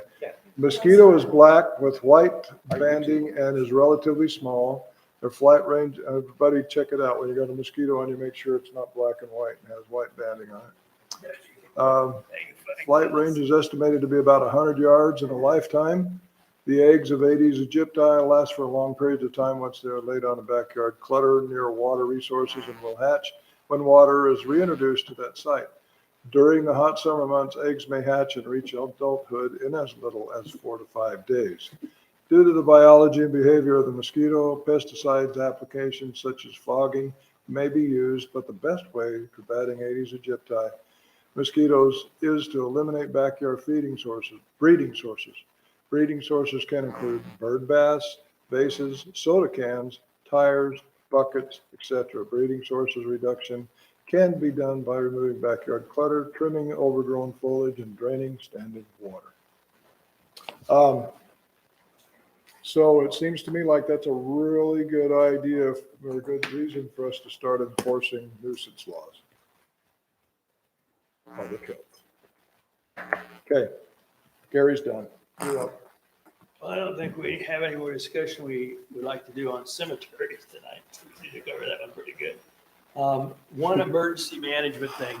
The fire season has not gone away. As we all know, I drove up to Oak Grove when the fire was first starting up there beyond Leeds on Sunday to see what was going on with that fire. And of course, the chimney effect took the fire right up the canyon on Pine Mountains.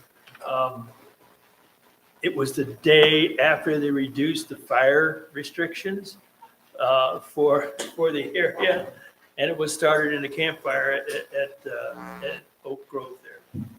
I only bring that up because it's in close proximity to us, but the fire season has not gone away, and I would think that we should continue on our signs that we have on either end of the town, reminding people that fire season is still going, and we can still burn a lot down in a very short period of time.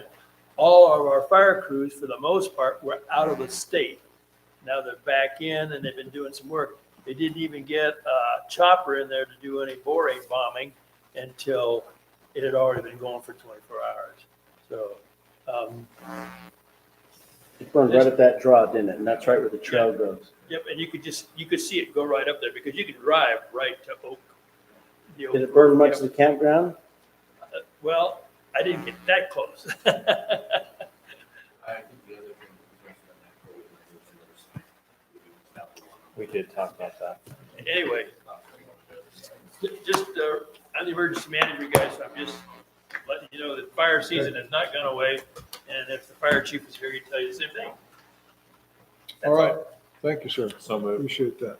Second. We have motion second. All in favor, say aye. Aye. Motion carries. This meeting stands adjourned at 9:10. What just happened? Did you get that? Well, Stacy. He made the motion. He said, Congratulations. Simon